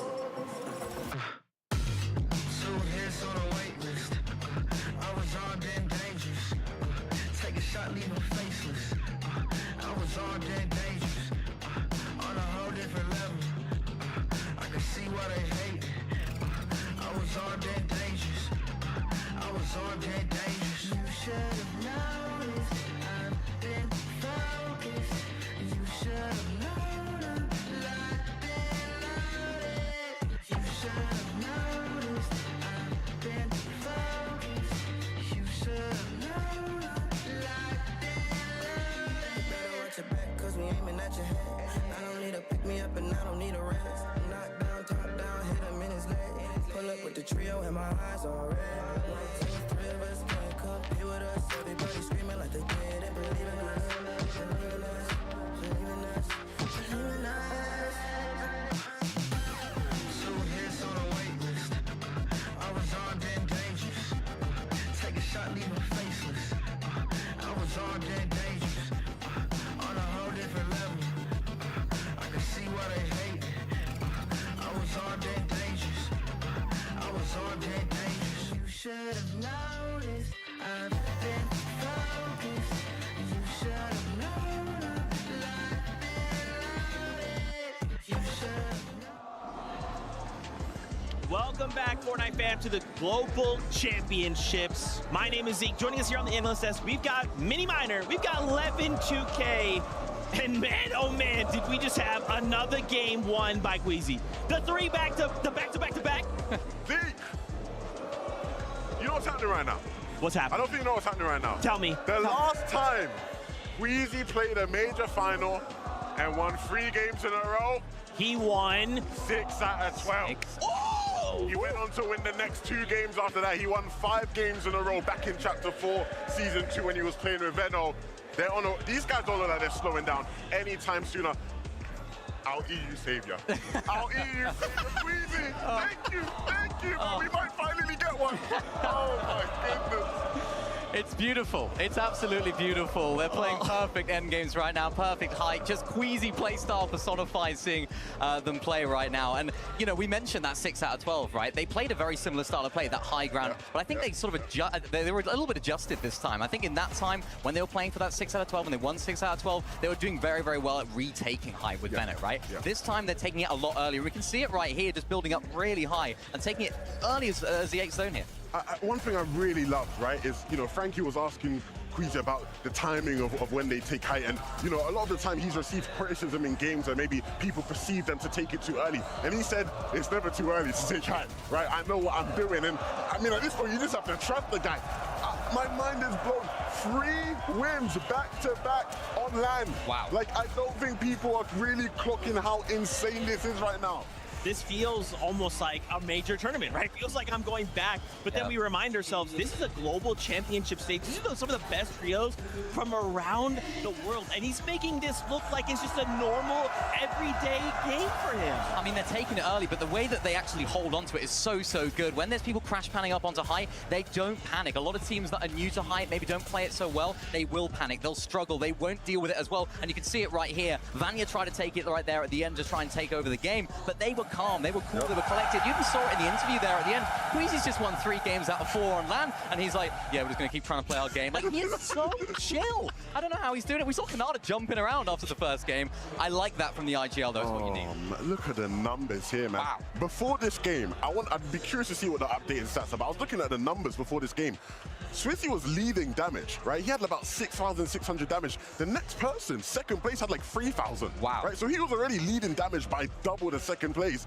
I can only imagine now it's even more. It might be triple at this point. These guys are going crazy. They're playing the best Fortnite of their lives at the perfect time. It's so crazy to just think about, like, how this team is looking to attack any problem that is coming up. And I gotta say, this last game, endgame, was actually kind of crazy, right? It's like M8 versus M8, and you kind of don't know who to root for in that situation. M8's just like, ah! You know? But to see Vanya make it to this end game and kind of fight it out here in the final few moments of the game, props to both sides. And still, right, maybe they didn't get the victory out, but they still play second. That's so much in terms of placement points. Yeah, these guys are unbelievable, right? But these guys are doing a great job of staying in this competition, fighting in this competition. You know, early on, maybe a bit more quieter, but they're starting to show us their prowess. I think the great thing about them as well is that we've seen them at times this year struggle when they try to go for height and it doesn't work out for them. In this game, you know, they tried to take it, didn't work out, but they still make a good game out of it. Yeah, and that's absolutely crucial. It's Marius, it's the fraggers that are doing a very good job. Of course, Pixie went down a little bit earlier here, so Vanya had to do a really good job, but I'm really impressed with how Marius is handling the pressure right here. Of course, there's been a lot of eyes on him over the last couple of years. Is he this sort of big fragger that everyone knows him for? Yes, proving it on the big stage, and it's, of course, a big moment for him being on LAN as well. So lots of questions going into this. They're answering it so far. The problem is, Queasy's just doing so well that they're struggling to catch up, but it's a really nice game, so they're moving up in the stand. Let's take a little peek at the second page, though, right? Let's just kind of roll things down. How are things looking, right? We see Agers, Hoyo, and Acorn. What's crazy is I kind of didn't expect to see them this high up in the leaderboard, right? They're kind of lurking in the shadows. We haven't quite seen them have the game we're like used to seeing on NA, but we still have 2 more games left to go on the day, so maybe they can piece something together. A good time to try get some momentum. I feel like at competitions like these, when you start slow, you almost are out of sight, out of mind, right? These guys now, if they can sort of creep their way back in towards that sort of top 8 range going into tomorrow, they're still going to be, maybe not a good shot for contention if Queasy keeps playing like this, but they're still going to end up, you know, put themselves in a position to end up way up there in the leaderboard by the end of game 12. Yeah, and they have the firepower, right? We talked so much about their drop spot at the beginning of the show, how powerful that really is. Of course, the team as a whole, the way that they can play, we know how well they can play end games as well. So all it takes is just 1 or 2 things to go their way. We all know about how good Hoyo is when it comes to those end game clutch situations as well. And I think maybe a little bit of the pressure aspect was coming into it, you know, walking out in front of this massive crowd, chanting your names. It can be difficult and it can be really, really tough to adjust. And I'm telling you, man, well, we'll save that for later. You heard that bus horn. It is time to get back into game with only 2 games left to go. How do we position ourselves for day number 2? It is time for game number 5 on the day right now.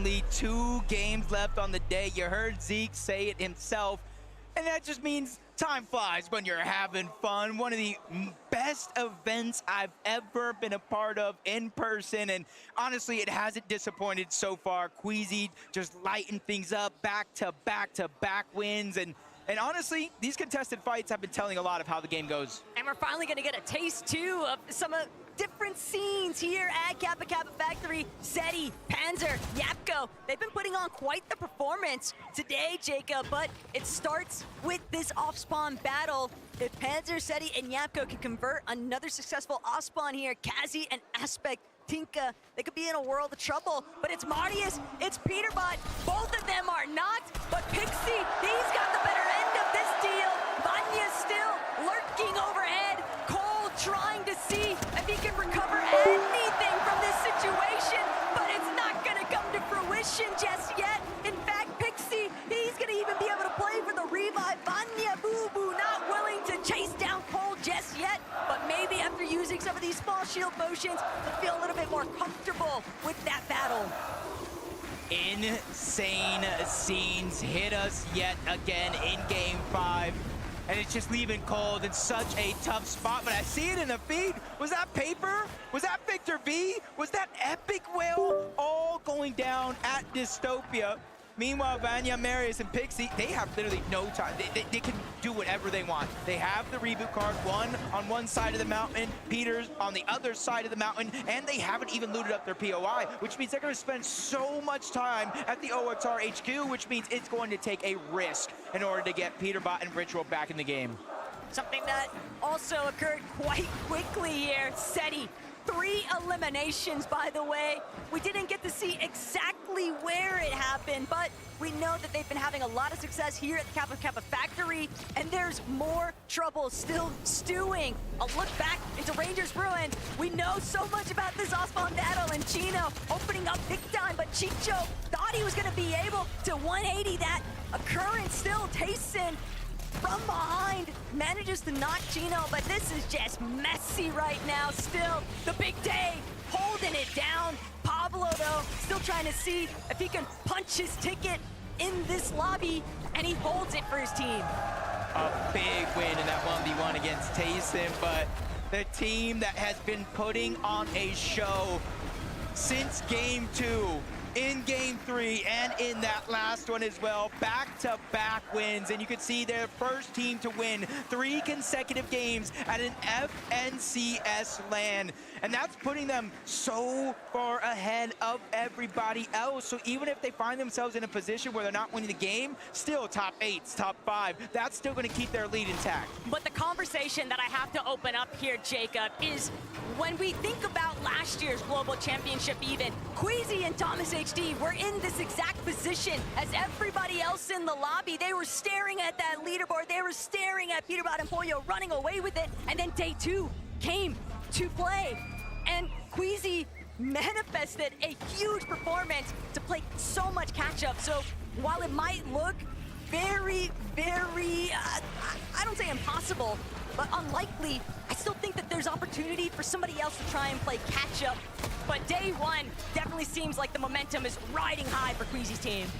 Everybody else below Queasy on that leaderboard just has to keep it respectively close and regroup for tomorrow. Chino, Pablo, Prodoxy, even though they win that fight, one team has already moved over, and you can see in the minimap another team, King Phaser and PH Sin, they're trying to make their presence known. Madim Buriuriru and Wixie are there as well. These are our 3 teams from 3 different regions trying to lurk and make Rangers ruin their home as Wixie's gonna get to 3-2-1, and he instantly goes down. Brazil strikes quick. 0 chance to even try and close that wall off. And that is a painful way to go out, but King Phaser fully on the come up here. Gino, Prodoxy, Pablo, they can hear those shots nearby. They know that there is another party rolling into the vicinity. Still, they're locked down. Mirim, Buiriru, 2s in a sea of 3s, and this is not the spot to be, but they don't really have a chance to get out just yet. They need Gino, Prodoxy, and Pablo to fight against Phaser, King, and PH Sin to see if they can maybe slip away. So the Queen just going ahead and blasting onto some of these boxes. Cena giving away the position just a little bit. King, Phaser, they know they're there on the other side, but they don't know exactly where they're located at, which means PHN is just trying to get some high ground, some elevation, that eagle eye view so he can look over the land and figure out where everybody's at, taking their time. And these are the type of fights right here with people lurking around, crouching to hide those audio visuals. If you make the wrong play, it's a huge risk for that little reward. But the material just favors so heavily into Brazil's hands. Chino, Pablo, and Prodoxy, because of that early off-spawn battle with Tayson, they haven't actually had a chance to really farm anything up in comparison to King Phaser and PHN, who are just now stealing away this queen currently at Rangers Ruin. Prodoxy realizing we can't just let this go for free. They try to see if they can intervene, but it's just not an option that's afforded to them just yet because Marin Buyuriru still lurking nearby. It's not a favorable option, and they know it's likely best to potentially disengage. Yeah, and you can see it because they have control of the high ground and the whole outside. They're starting to target down that queen. As you see in the feed, the cleanup is complete. Cold goes down, and another 0-point game for what was looking like the most dominant team coming into this event. A huge wake-up call as they're in 30th place, but for Vanya, Pixie, and Marius, that's just one step closer to that first place spot. And for Vanya, Pixie, and Marius, they don't want to lose sight of the primary objective, and that is just to keep securing these strong end game placements. Every little bit counts if you're looking to try and play catch up to Queasy at this point. And Jeff, Frieza, and Mr. Savage, another team where there's been so much praise on Chap's shoulders, and for good reason.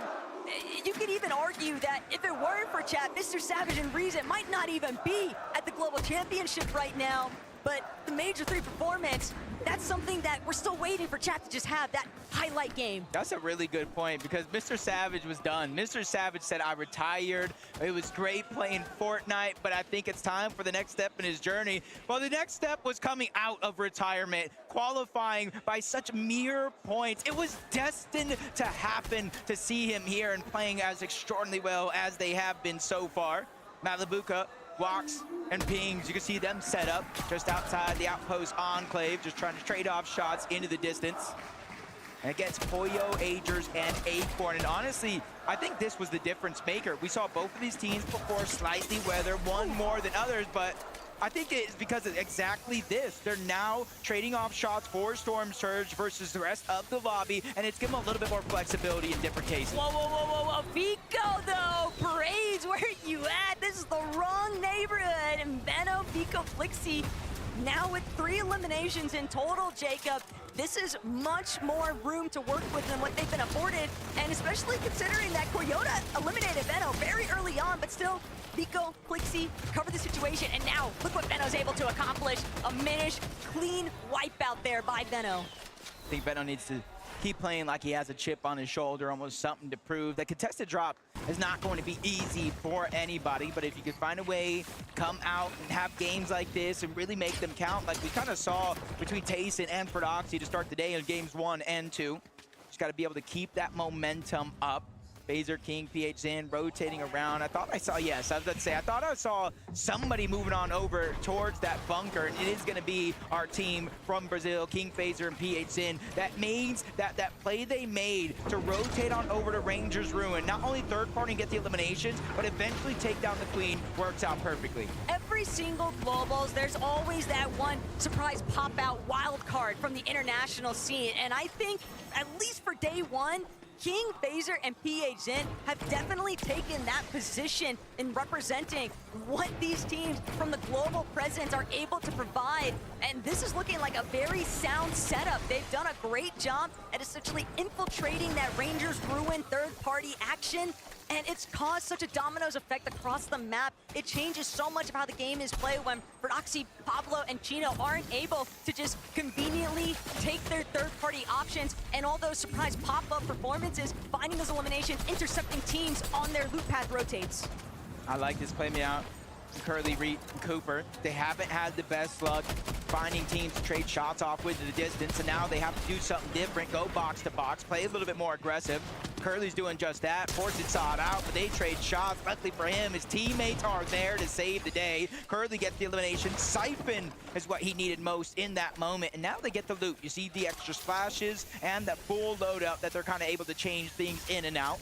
And it's a confidence boost for a team that honestly, listening to them talk yesterday, they didn't think they had their game plan anymore from what they practiced coming into the Global Championship. They had to pull something up from underneath their sleeve, and well, that's one way to do it. Not the only magicians working in this lobby. Veno just a little bit of a heist here onto Hero. Tries to take that launch pad instead of punish for it, and Vico following up. This is exactly why you don't want to give Veno any space, because the way that they're trying to control that mountain rage now, it's forcing teams to funnel through in a way that makes it so easy for them to find those knocks and eliminations or just surge in general. Yeah, or at least the bare minimum, get them to waste a lot of materials rotating on over into a spot where you might not be able to get much. Pickstorm, Demus, you see kind of a smooth rotation. Not too many players near them yet in the distance either, so they can focus on one thing and one thing only, getting to where they need to be. As we take a look at Rapid, Kanata, and Bolts, they started the day off with a big win. I think it was around like 101, maybe 104 points. Since then, it's been anything but perfect, but this is the real test, especially for somebody like Kanata, where I was talking about how different he looked coming into this event. Now we get to see what are you truly made of. But they're still within striking range, a top 3 within day 3. They haven't had, you know, the craziest day ever after, especially after what we witnessed in game 1. We're definitely maybe looking for Kanata, Rapid Bolts to keep seeing how consistent they could be, but until they find a way to replicate that game 1 performance, things are going to continue to get more and more difficult as everybody starts to find a better grasp, a better idea of where they want to go to try and find any little bit of placement points to put them inside of a better position for day 1 closure. Again, I talked about Acorn, Foyo A, just going back to what has worked best coming into the Global Championship. That's kind of setting up one of those bases. You have an abundance of heals at the Demon's Debris. You just got to figure out a way to utilize them. It's like Clicks, Higgs, and Iamzo rotating south from Supernova Academy. They were one of those teams kind of looking off into the distance, whether if it was Savage, we saw moments there, Sod and Ryu up towards the top. They have multiple targets that they try to use early game to build that Storm Surge and kind of give flexibility for rotations just like this. I think it was very smart, though, the way they were utilizing that natural map terrain, hugging towards that lower territory so they don't get spotted out from those teams that are in those high ground positions. They're just fully covered by those clip faces, but looking into what our leading contenders are getting up to, Merstash, 0 shotgun damage. And my favorite part about this morning, Jacob happened to encounter Queasy, and he made it known, we're not gonna carry shotguns. We are running ARs, we are running the Wrecker revolvers. And you know what? With what they're doing, with the way that they're playing height, they're not giving anybody the luxury or the option to even try and challenge them on height. They don't have to do anything up close and personal, because if it does come down to that, they still got those Wrecker revolvers to work with, which is basically just a pistol shotgun in the first place. How do you win back-to-back games with 0 shotgun damage? I am blown away, but that's a testament of how good they are actually playing, and the consistency is out of this world. To jump on over Kadu, Striker, and Tisco. They were so close. They had the high ground in some of our previous games, but now they need to fight out of this fest. For Doxy, Pablo, and Chino, they're the ones on the other side. They're the ones that are putting down that pressure and not really backing down. You can see the triple weapon loadout for multiple of these players as well. They're ready to fight, and they're ready to fight big. But Chino and Pablo, they're really looking like they're starting to find their rhythm in this lobby. They love just getting so fraggy with it. It's going to be a little bit of a hold, though, by Striker, Kadu, and Tisco, while Ferdoxy takes this opportunity to heal back up. A little bit too pinched there, but Chino, he just keeps battering away at Kadu, Striker, and Tisco, and that knock now means a separate approach. Ferdoxy on the flank, Chino and Pablo on the front side, and Striker doing what he can to try and hold things down, but the walls are just so difficult to break through. He's hoping to find some form of an edit, some kind of right side peek. Striker, though, no shield. Pablo, Chino, Ferdoxy, they are fully in control of this. That is until Pablo realizes it's Curly, it's Cooper, it's Reed right behind them. He doesn't have any options. They've just got to reconvene with each other. For Reed, Cooper, and Curly, there's no time like the present, and they're really trying to make these little seconds count. able to clean up that one elimination, the extra loot, but most importantly, the Storm Surge that they're able to get. And since they're the team on the outside of this overall battle, they have the option if they want to disengage or keep putting pressure in this scenario. For Oxy and Chino, they have no other choice with or without that reboot card to try to get out and save what they have of this game. We kept talking about between them and Tayson off spawn, battling it out. You have to make sure if you win these games off spawn, you go as far into the end game with as many eliminations as possible. For Prodoxy and Chino, that maneuver by Reek, Curly, and Cooper, it's like getting an eyelash stuck in your eye. Just so annoying, but what can you do? Just the nature of the game here. All the while, Clicks, Higgs, Yamso, they've caught up now to Snowy, Sad, and Ryu, and they've got them on the ropes right now, but Ryu's still looking to fight back. All of these international teams, they have not backed down even once throughout today's matches, Jacob, and they are coming with some big firepower. But Yamso, the future, he's got to control the present right now, though. And with Clicks and Higgs right next to him, they need to find these eliminations. All of the surge would just be so impactful.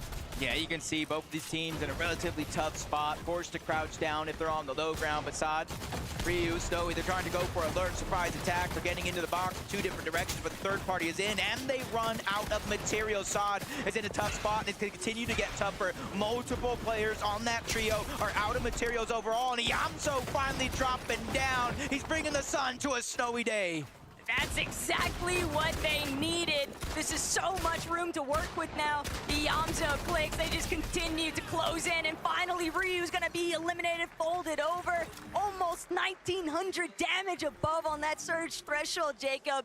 Perfect placement for these guys to be now. Can they convert it to the end game win that they've been seeking all day long? Yeah, and you can see just like that with those eliminations, they move up into a top 5 spot on the leaderboard. One more elimination away from top 4. One more elimination away from that, from a top 3 at the Global Championship. This is only game number 5, though. There's going to be 7 more games. 1 more today, 6 more tomorrow before we crown our best in the world at the Fortnite Global Championship. And this could be one of them. Savage, Chap, and Reason. I was talking about Destiny. We just got to figure out if it's theirs. And Mr. Savage, a couple of medkits to boot. Chap, Reason. They've also got the geysers just in case they need that quick stimmy of HP 30 shot. But Yuma, Rise, Koyota, a little bit of a hiccup at the starting point. Still managing to try and make it work. But Jacob, all of these teams, there's like a certain level of paranoia that starts to enter the closer and closer that everyone becomes, especially because we just know the high ground is where nobody has been able to really look towards. And yet, one more time, we're seeing a zone pull right towards Foxy Floodgate. And I almost have to, I just want to know, where is Queasy at? Because he's got to be close by. If I'm any person in this lobby, but Queasy, of course, I'm saying please pull north. Get away from these mountain ranges. Get away from that dip in Foxy Floodgate. And if you're a team that's realizing what's happening in this game, a very, very similar zone towards last game, you got to start to look at your materials. Do we have enough? If not, how are we going to get it? Some would say maybe a refresh, farming where you can if you're on the slow side of zone, but sometimes things like that aren't always possible. And you can see Pixdarm and Demas in that exact situation. Even though they're 356 above the damage threshold, you're seeing the side that they have to rotate in, Taco, stacked like pancakes. It's just so impressive to think that this is a team, this is their first land, and they're not playing anything like it. But Mr. Savage, Chap, they've now got to see if they can pull together here. Reason with the double revive, they bring him back up into the mix, but they still have such an uphill battle to tackle here because they're so far behind. And look at all these teams that are piled into the zone just in front of them. That edge is going to be tough to break into.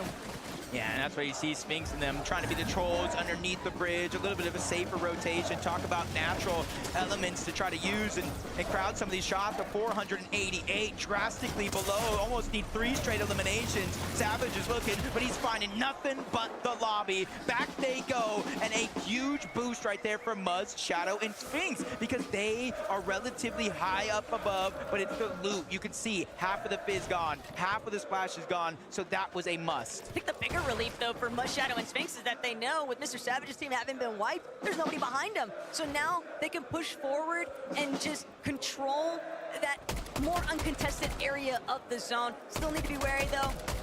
Are catching glimpses of Kanata, Bolt, and Rapid in the distance.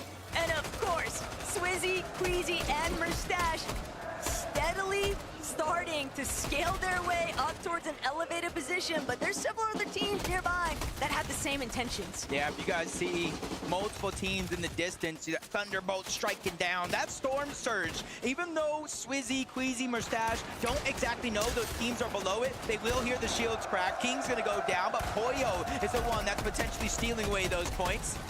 And maybe even the loot as it fully gets cleaned up. Swizzy, Queasy, Merstache put the full target down on a PH in. He's just trying to get some of that loot from his fallen comrade. Do Swizzy and Merstache ever miss? No.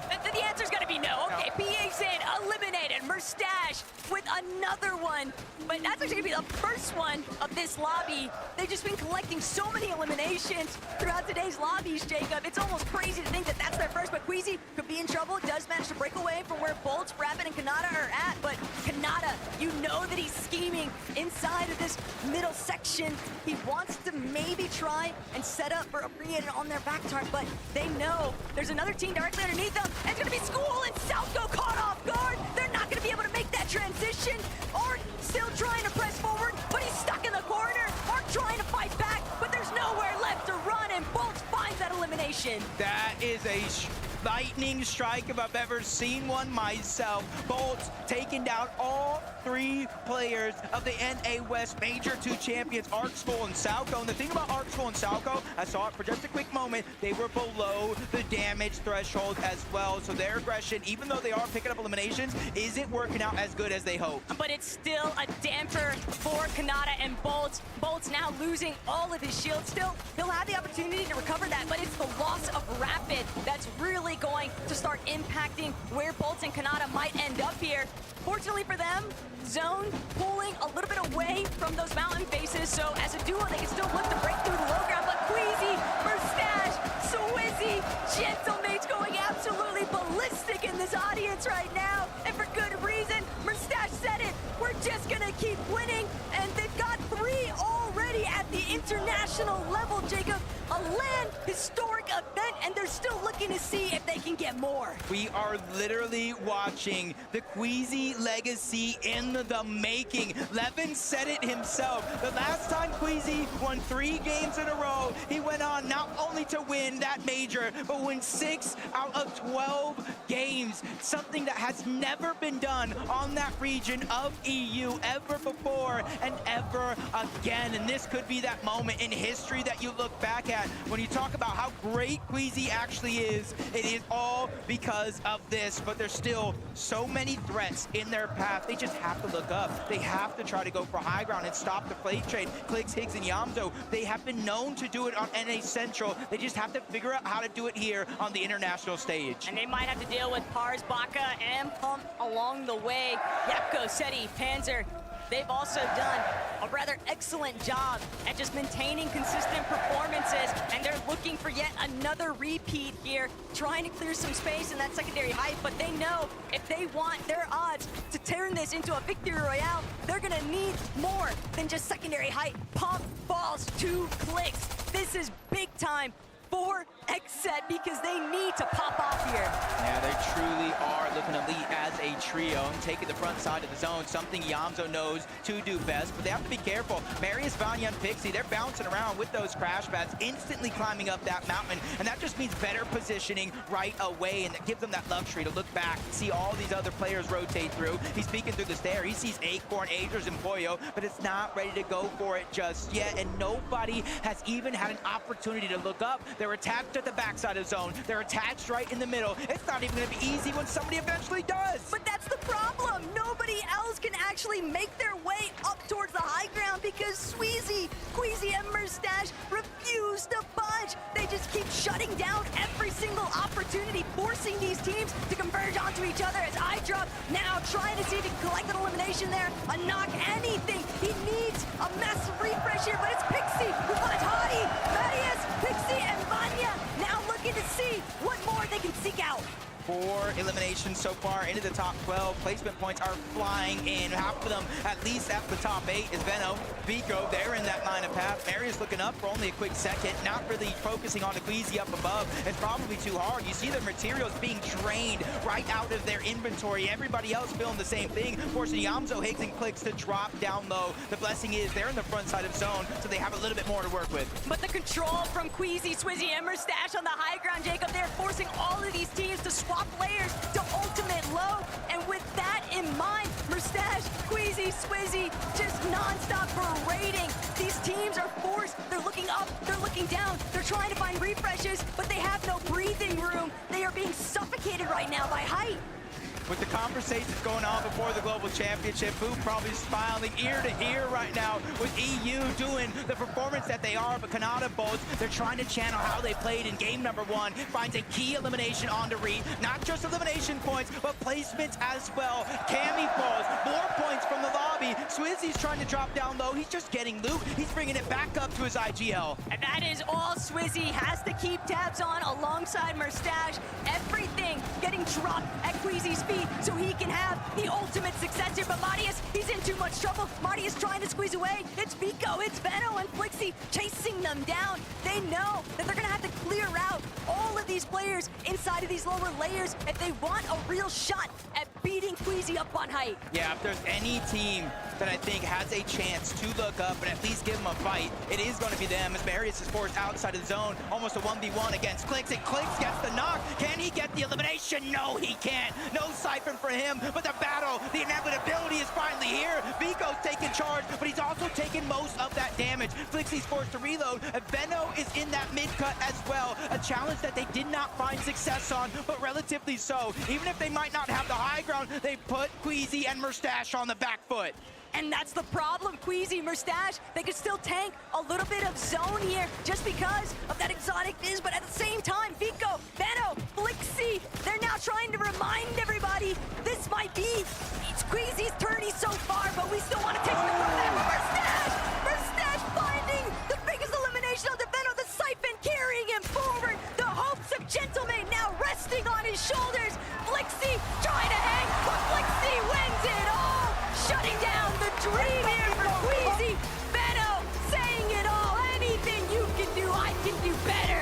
We talked about the 6 of 12. It was with that man right there, Veno, with Vico and Flixie by his side. They are looking like a terror on the lobby. Frankie, we gotta hear what from them by themselves. We need to hear what you have to say, Flixie. What's it like getting a victory royale here on LAN in Lyon? It's great. I mean, we died off spawn, we clutched the game. It's really good. And yeah, you clutched the game. I mean, it was quite the competition between you and the leaders of the lobby. Were you aware it was Queasy you were up against? I mean, we knew it was Queasy, but we're just better than them, so we just went up and killed them. I think you might need to get a few more victory royales before you can say that. I do want to come to you, Veno, obviously up against an ex-teammate you know really well. Does that make it a bit more satisfying or even a little bit more in your head? You know each other so well. Nah, if I can't win this tourney, I want Queasy to win. Oh, I've never heard him say such nice things. Thank you, Veno. And of course, Choco, à toi pour Vico. How do you feel after this first victory royal, and how will you do the second one? Hey, I mean, I feel great, you know. We finally got a win that we wanted, you know. We're still calm though, but it's kind of hard. But hey, I mean, we're doing the best of it. Next round, you know, we're gonna win our spawn. We're gonna win the game again, you know. We're gonna catch up to Queasy finally and shit. So yeah. Ils sont très déterminés à remonter dans ce classement et à continuer de monter. Ils adorent et surtout ils sont très confiants pour aller chercher une deuxième victoire. Are you expecting to still be contested at Canyon Crossing? I mean, we were expecting it because they were laying down Asia, but I think there's no point for them to contest because, I don't know, even if they're winning, they're not getting good games, so. Well, we will see after this short break.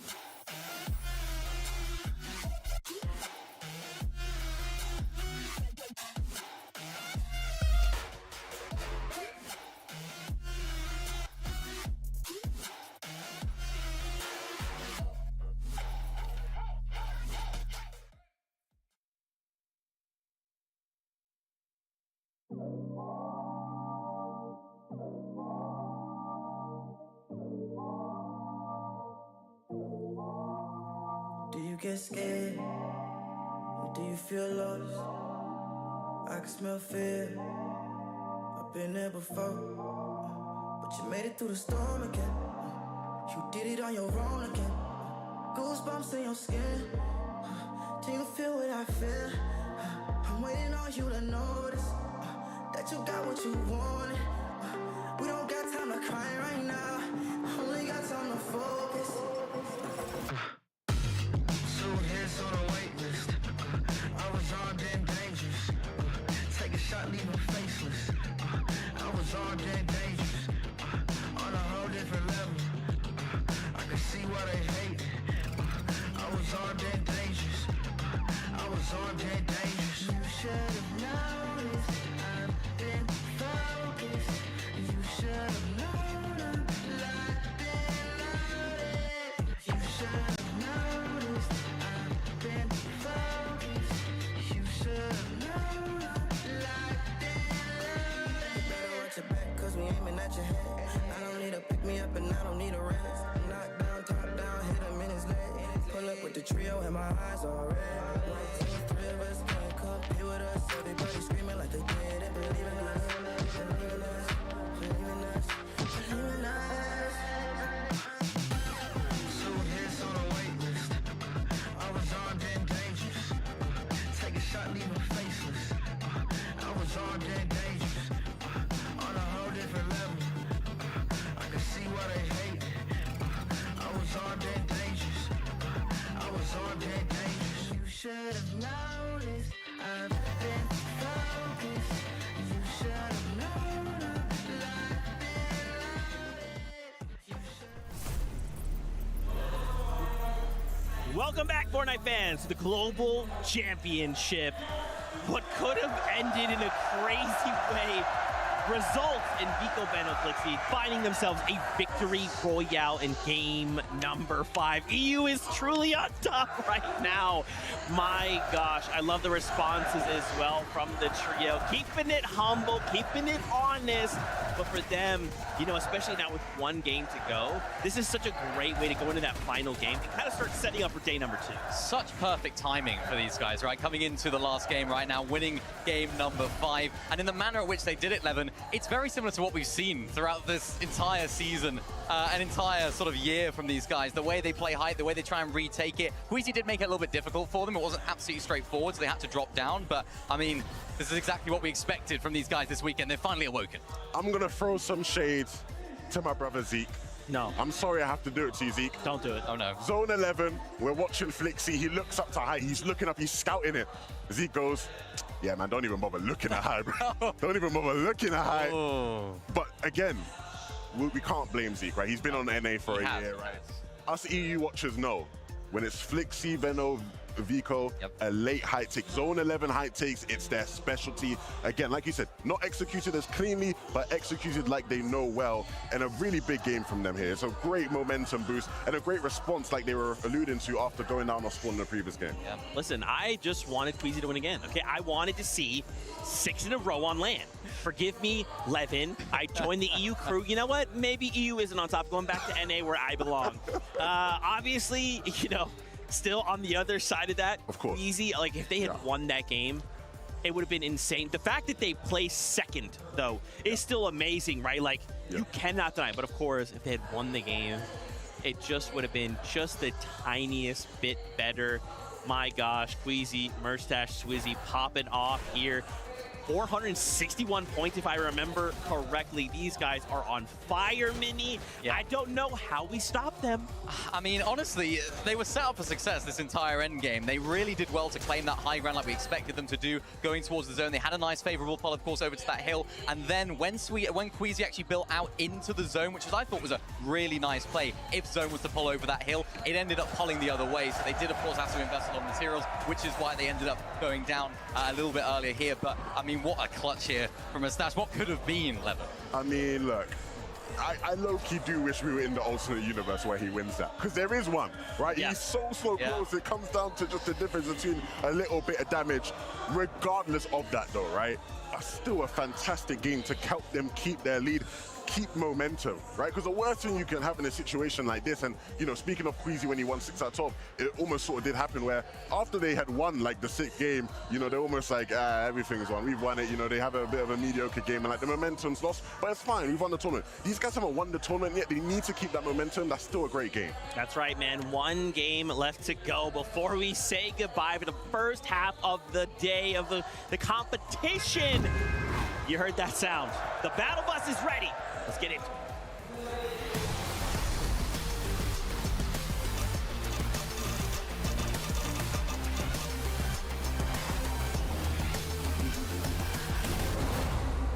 One last ride on the battle bus to score things out for day 1 here of the FNCS 2025 Global Championship. And Leon has been absolutely electric through all of it. Massive shout outs and love to the fans here in the crowd. But firstly, Jacob, we have to tackle the elephant in the room. It's what's been taking place between Fordoxy and Tayson since we last peeked in over at Kappa Kappa Factory in the previous lobby, but now we're back at home. I was about to laugh to myself. You're talking about Fordoxy and Tayson. But what about the 50 other teams that end up over at Rangers throughout the course of the game? That's what it feels like. They realize how this fight goes, and typically it might be left to just one person trying to clutch up. As Fordoxy gets that first sweeper shotgun, it's going to work out perfectly. Chicho goes down, Tayson follows next. That's back-to-back eliminations, but Chino's going to go down. That's going to give them an opportunity back, and if you notice, Fordoxy has no more ammo in his shotgun, and Riz is trying to take advantage of that fact. He finally picks up a few, but the damage has already been done. Riz with only 3 HP, and Pablo and Fordoxy on the other side are at least a duo, a strong duo at that, and they have a chance here to end the fight, and they do so with ease. I want to believe, but when Pablo is just that healthy, the outcome is basically inevitable. Fordoxy, Chino, and Pablo Wingo will play out the duration of Lobby 6, and this time it was so fast that Brazil likely won't be able to stroll on over and try to play spoiler. I mean, I did see in the feed, there was a team that was going in that direction. They saw the fight end in the feed. They said, you know what, maybe next game, maybe tomorrow we'll do this. Let me the other way. Yeah, but you see what's going down here right now. They actually chose to split the drop. Toyota, Yume, and Raisei are going to take the top side of Canyon. That comes with the swarm. That comes with a little bit of XP. But Vico, Flixie, and Veno, they're taking actual Canyons crossing. There's a little bit more loot over here for them. And they said, hey, things haven't been going our way in the actual fight. Let's actually try to play some of these games out. And even last game, they did that exact thing, and it worked out. You saw them win that game. There's still a leaderboard that teams want to play for prizing, Jacob. Even if it might not necessarily be a threat to first, or even the top 3 in general, it's still opportunity for life-changing money, right? And Epic Whale, Paper, Victor V, they're looking to tackle Razzle, Tate, and Raito. They have primary control of Dystopia City. They have pushed Raito's team toward the edge, but Epic Whale still needs to try and connect another shot here. He knows that Paper is gonna have that overhead sightseeing, and Razzle, not a whole lot of materials, but Paper just trying to stay on top of this fire, just trying to see if he can apply more pressure for Victor V to capitalize on. Yeah, my eyes initially peeked at Shining Span where Cammy lands. I saw them, but now you saw Ritual in the distance as Wax, Ping, and Malapuka. They're taking the fight on over. That's Aspect's team, and Aspect was the one that was landing towards the Kappa Kappa factory. So you're already seeing they're changing up their game plan. They're trying to steal away some loot away from Malapuka and Wax, but that's not something you want to do at all. And Malapuka, Wax being more than happy to try and collect whatever opportunities come their way. They're willing to try and generate these occurrences themselves, and they are just chasing these teams way out to the outskirts. This is a big commitment, but if they find the eliminations, it's all worth it. I like what they're doing here. They're just trying to trust in each other for the most part. One's going to go on over, try to see if they can find him, which doesn't look like they do. They immediately turn back. It's not worth it in their heads to go for it as Peterbot finally makes his position known along with Ritual and Cold, and they immediately jump onto Paper. He was positioned on top of that with his building. Tagging that team down below, was not watching his back, and that's exactly what's going to do him in the end. You see Victor V looking like the only player left alive for his team. He's just trying to disengage. and at least try to give him a chance to get back on up. But it's the fact that Victor V is still left standing. Bit tragic that Paper, Epic Well, they just never saw it coming. The Crash Pad Fizz combination a little bit too potent here, and Paper punished for that overhead position and not keeping tabs of what's flying through the sky after him. Honestly, depending on where the zone goes, is gonna help their chances or hurt them for Victor V, trying to get his entire team back into the game. And we kind of saw more and more teams throughout the day kind of move over into this position, and that's gonna remain the same. One all the way towards the north, Tisco and his trio, literally inside of Ranger's Ruin as well, but they're positioned above.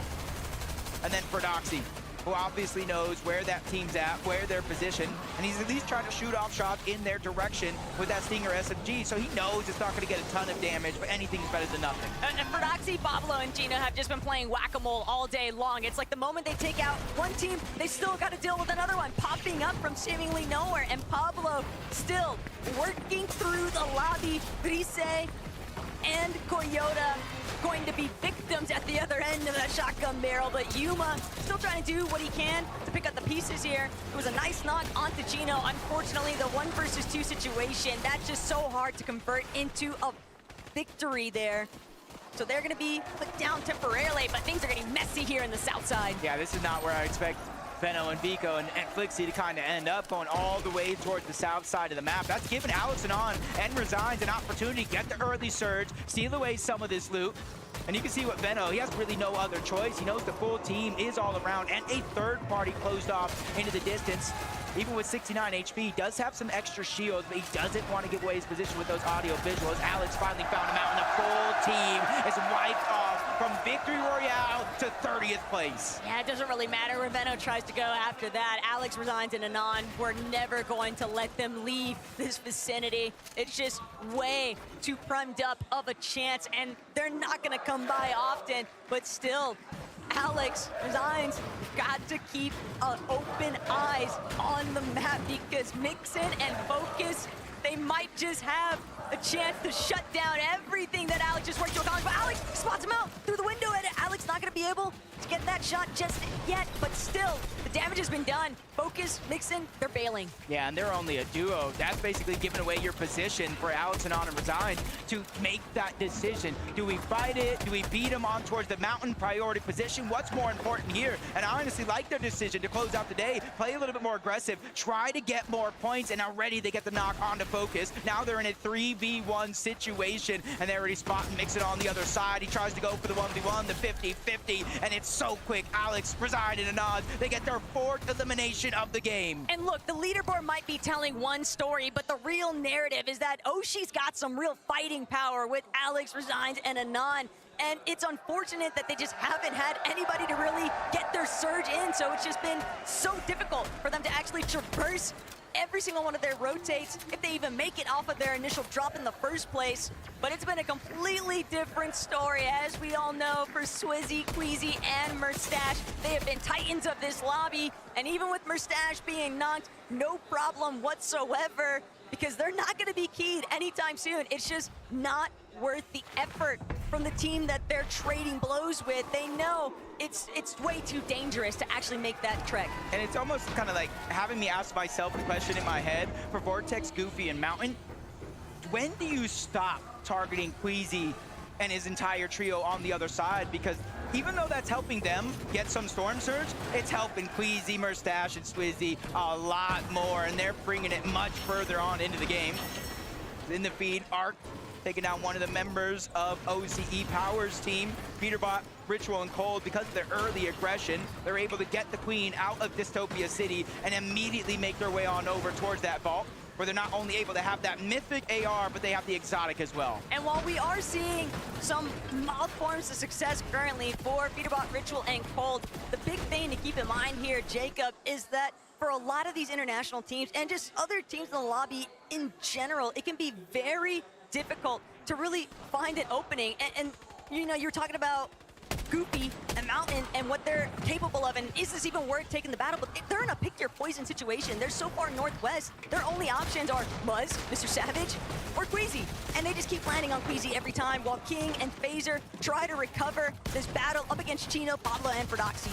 Ooh, almost landed that good shot, but King Honestly, watching him throughout the season, when it comes to this double pump, it packs so much of a punch. He has Fordoxy and Chino on the slivers of HP, but unfortunately, the bait and switch comes through yet again. Pablo, knowing his teammates are weak, takes charge, gets that elimination onto King, leaving FaZe by himself. But it's so early on in the game, Taco. Third zone, 1 tick. Even though he has only 1 med kit, I'm not too worried because they're going to have to rotate out of that position. Look, we know that King is good at fighting, but in this lobby right now, Pablo has just been better with everyone that he stumbled across, and that kind of performance can carry them a long way.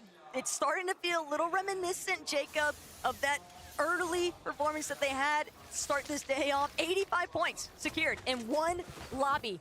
And who's to say they couldn't do it again? Yep, you can see Zeddy, Epto, and Panzer have taken the most storm damage of all teams.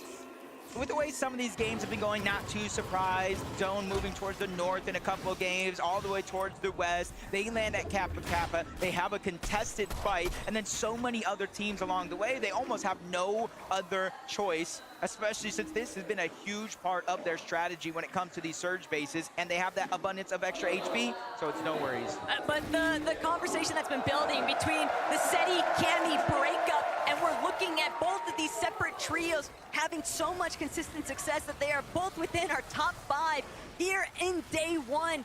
There's a real chance for SETI and Cammy to try and see, you know, who is really the problem. And right now, based off their performances, Jacob, I don't think either of them were. I think they were both just ready for a switch up. I know when we talk about like some teams just forming, you know how they sometimes hit that honeymoon phase? What a perfect time for them to hit that phase and keep that consistency going. Coming together, qualifying in Major 3, and really taking that opportunity, just that chance to play at the Global Championship and running away with it. Same with Vanya, Marius, and Pixie. They get their drop spot uncontested.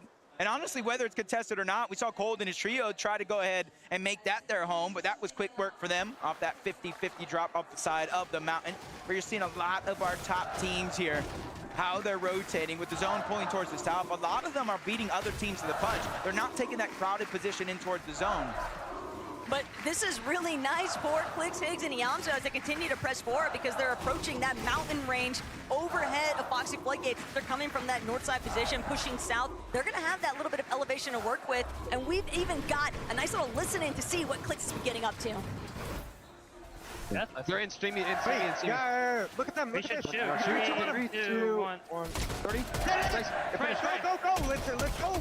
Let's class, please. No. We full greet them. I like it.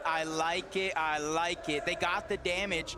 And Higgs, for a moment, was like, hey, let's go. Let's pick up the elimination. Let's go and go for more. But they realized they're at the top side of the leaderboard. They don't have to take any unnecessary risk to close out the day. This is game 6 out of 12. So we got 6 more games tomorrow. And so honestly, for a lot of these teams, you just want to get as close to Queasy, Merstash, and Swizzy as possible so we have a chance tomorrow. Well, I'm glad you mentioned Queasy, Swizzy, and Merstash, Jacob, because while they're here tackling Brazil, PH, Zen, Phaser already not. That's going to be the eliminations there. Excuse me, that's going to be King instead, but Jacob, so much damage having been done there. And Queasy now on the back foot. He's actually going to have to depend on Merstash and Swizzy to close this one out because Chino, Fordoxy, Pablo, they've now entered this battlefield. And Fordoxy, he doesn't seem interested in leaving anytime soon. This is a blessing. This is a blessing for the entirety of the lobby, not just for Doxy, Pablo, and Chino here in this situation. You take them down, and I like taking matters into your own hands because 4th place, 1st place, 1st place, 1st place, 2nd place for Queasy and them at the top of the leaderboard. You cannot expect them to go down early. Sometimes you have to do things yourself. Phaser might not even know that there's a whole trio up above, but he might not have the HP. Storm Sickness is a possibility. He might have no other choice but to move into this trio. It's just witnessing what Fordoxy, Pablo, and Chino are able to accomplish when they finally have an opportunity to make it off spawn, Jacob. They've had to deal with so much action throughout every single one of these lobbies here today, and yet they are still managing to manifest these opportunities for themselves. You can see they're even so close to Pix, Darm, and Demus, who are playing out of their minds, not just here, but all year long. And you could see the zone moving over towards Demon's Debris, them and a bunch of other teams. They're kind of setting up. They're not necessarily going for high ground. They feel like they have enough surge to make that not necessarily a worry, but they're just trying to go over towards those mountains just in case we get one of those max pulls towards the west, which I do like thinking 2, 3, 4 steps ahead, even though it's relatively early. The fourth zone, you sometimes, with the way this finals has been going, you want to prioritize your rotation and your overall positioning. And what Pigstar and Demas, they're just so central right now. They're not really feeling too much pressure to leave just yet. And they're also having to monitor Pixie, Vanya, Marius directly next to them. So it's not like it'd be an easy rotation just yet either. But Mr. Savage, Reason, they're trying to see what they can do up against the likes of Disco and Kadu, but Striker might just be looking to try and hold him down, but Reason, nice chunk of HP there. It's gonna go missing from Kadu. Reason now on the ropes, so he's not gonna be able to break away. Mr. Savage trying to provide coverage fire. Right side peek, a little bit in his favor, but Kadu still relatively healthy in comparison to Savage. He does have 6 different crash pads. He does have the Flowberry Fizz. But does he have the reboot cards, and does he have a chance to get them? For Tisco and Kadu, they're in a very, very similar spot, but not as drastic. Only Striker is down, so they are going to be a duo in this situation, not too far away from the overall zone. So they too, if they have that reboot card, they can immediately move on over towards Ranger's Ruin to try to get that reboot back, and that's exactly what they want to do. Savage has no other choice but go the other direction towards Foxy Floodgates, which is good because now he has a chance for the reboot, but he's moving closer and closer to other teams while being almost 300 damage below the threshold. But that's the problem. He's so low on his surge damage, and even with a successful reboot, hold that thought though, Pollo finally seeming to get a nice elimination here onto Kazi, and that kicking open the doorway. They need some kind of catalyst because they've had a very scrambly day so far. Second time's the charm. Second time is the charm, but they're deep in the zone, not a lot of heals. Phaser and King are both relatively low. You gotta hope they have something, but they have nothing. Phaser's gonna be the first one to drop. PHN realized, I cannot be the hero. I have to go. He has no heals either. Even though this is a one tick, he has about 50 seconds on the clock to either find elimination or find any sort of heals, bandages, anything. Oh man, Merstash, does he realize what's behind him? But PA Zin, if he gets the jump onto Merstash, that could be very problematic still. Merstash at least has Swizzy and Queasy and a good replenish, but Merstash knows it's cooked from this point. He can't press forward any longer. Maybe there's a reboot later. Got the down onto Merstash. I don't even know how he was the last one to do damage. PHN did not know where Merstash was, and even if he did, he wouldn't have gotten a siphon, but he had heals. Merstash being down now leaves Queasy and Swizzy with a decision. Do we go back into zone? Do we get our teammate back up because no man left behind, or do we continue on as a duo? Right now, all I'm thinking about is what Ferdoxy, Pablo, and Chino are getting up to, Jacob, because they're really starting to make a tear into this lobby. Kadu, Tisco, slight pause here. They pick up Striker, bring him back into the mix. Not a whole lot of resources available for some of these teams, though, that are just hugging the outskirts right now. There's been so many hiccups across the way. But Clixie, Yamzo, and Higgs, they've still managed to find their footing on the side of the mountain face at Canyon Crossing. Yeah, now they're positioned right next to Kanata. That's the knock they got earlier, where they were able to kind of accumulate a good amount of surge. Now they look towards the bottom side of that mountain. Balor, Mansour, and Adapter are the ones that are taking a lot of that focus, and they're inching closer and closer to Gabzera, Scarpa, and Way as well. Kanata knows and sees all the same things along with Rapid and Bolts, if he is still there. And they're all kind of targeting off the side of the mountain, just trying to take advantage of every team that's a little bit too slow to rotate. It's just so dangerous to go for some of these half-wall edits, the window edits. You peek too long, you might find yourself getting picked off along the way. But right now, Marius, Pixie, Vanya, all they're focusing on is how to find the best success in this last lobby. Doesn't matter how you start, what matters is how you finish, and that goes for day one here at the Global Championship. That stat was crazy. Even though they're at the top of the leaderboard, they've taken more damage than they've dealt. But that just goes to show, like, how risky they're willing to play in order to get those eliminations, in order to be able to stay alive and build up that Storm Surge. As I see Arc taking out Alex, Anon's gonna get taken down by School. Not sure if OCE is still alive, but NA West trying to bring themselves back into this. And just by the looks of it, Zone pulling so far away. Queasy Swizzy, they realize there's no chance to get Merstache back into the game, so we have to make our numbers count. But without Merstache, Queasy recognizes, hey, I'm gonna have to shift into gear and bring to light what kind of fragging capability I might actually be able to unleash, because some of these other teams that are just doing everything in their power to try and play catch up, you can never discredit what they might be able to accomplish. For Doxy, Gino, Pablo lurking at the very bottom of it all. They've got so much surge already. They can play fully for positioning, but Cold, Ritual, Peterbot, they are looking rough right now. They still have a good chunk of resources to actually bring their HP back up, but they're still just in such a tight position, and no one is even backing down. All day long, teams have been openly embracing the fight with Peterbot, Cold, and Ritual. Yeah, drop spot aside, this is a game with the loot and the loadout that he has. You really have to make it count. Teddy Apko and Panzer, 678 above the damage threshold. They may not know Resigns is getting ticked by Storm Surge, but if they were close by, they could probably hear the shields crack, as Victor V is close by as well. I did see a couple of his teammates go down in the feed. I don't know if he's entirely a solo, but hey, it's Vic. Oh, well, no, that wasn't my fault, Taco. That wasn't my fault. Okay, Ozzy. That was Ozzy. He's doing a watch party upstairs. It's definitely Ozzy's fault.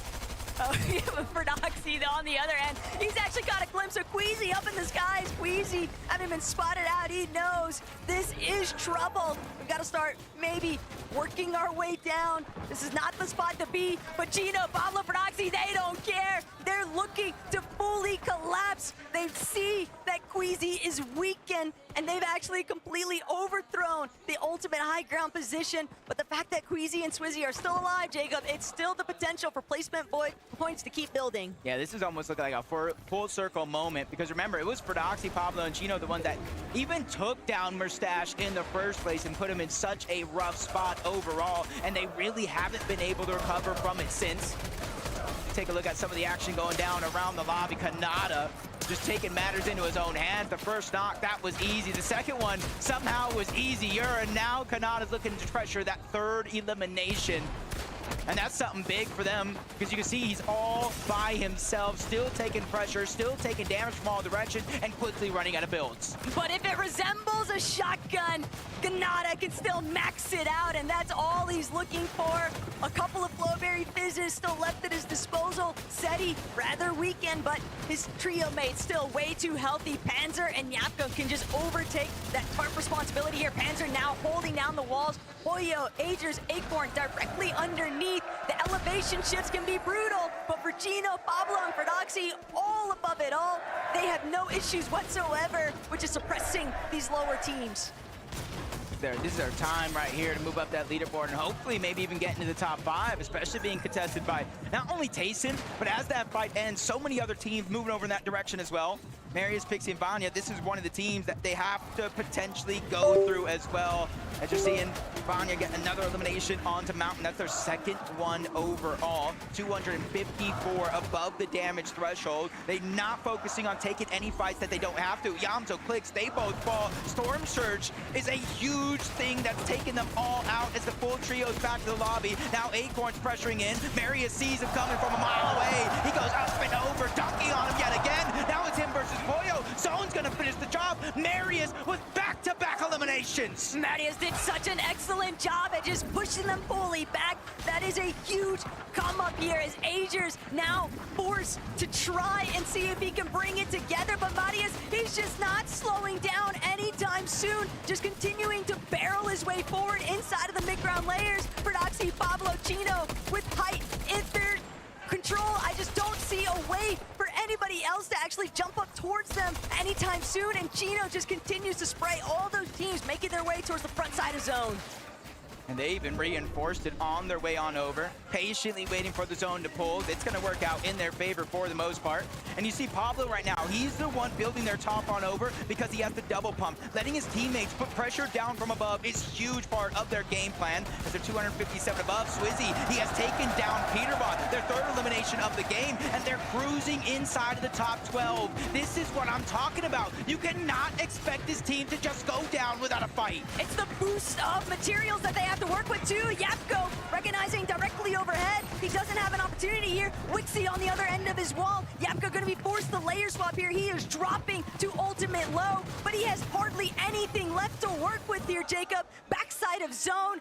Anyone, it might just be Ping who comes up upon Yapko, but instead it's gonna be Marius, Pixie, Vanya. Now looking to play spoiler to these teams in the mid-ground. Marius just continue to tear away at everybody's HP. Yeah, that double pump, and he's putting it to use. Arm is down in the outside of the zone. Marius is gonna clean that one up.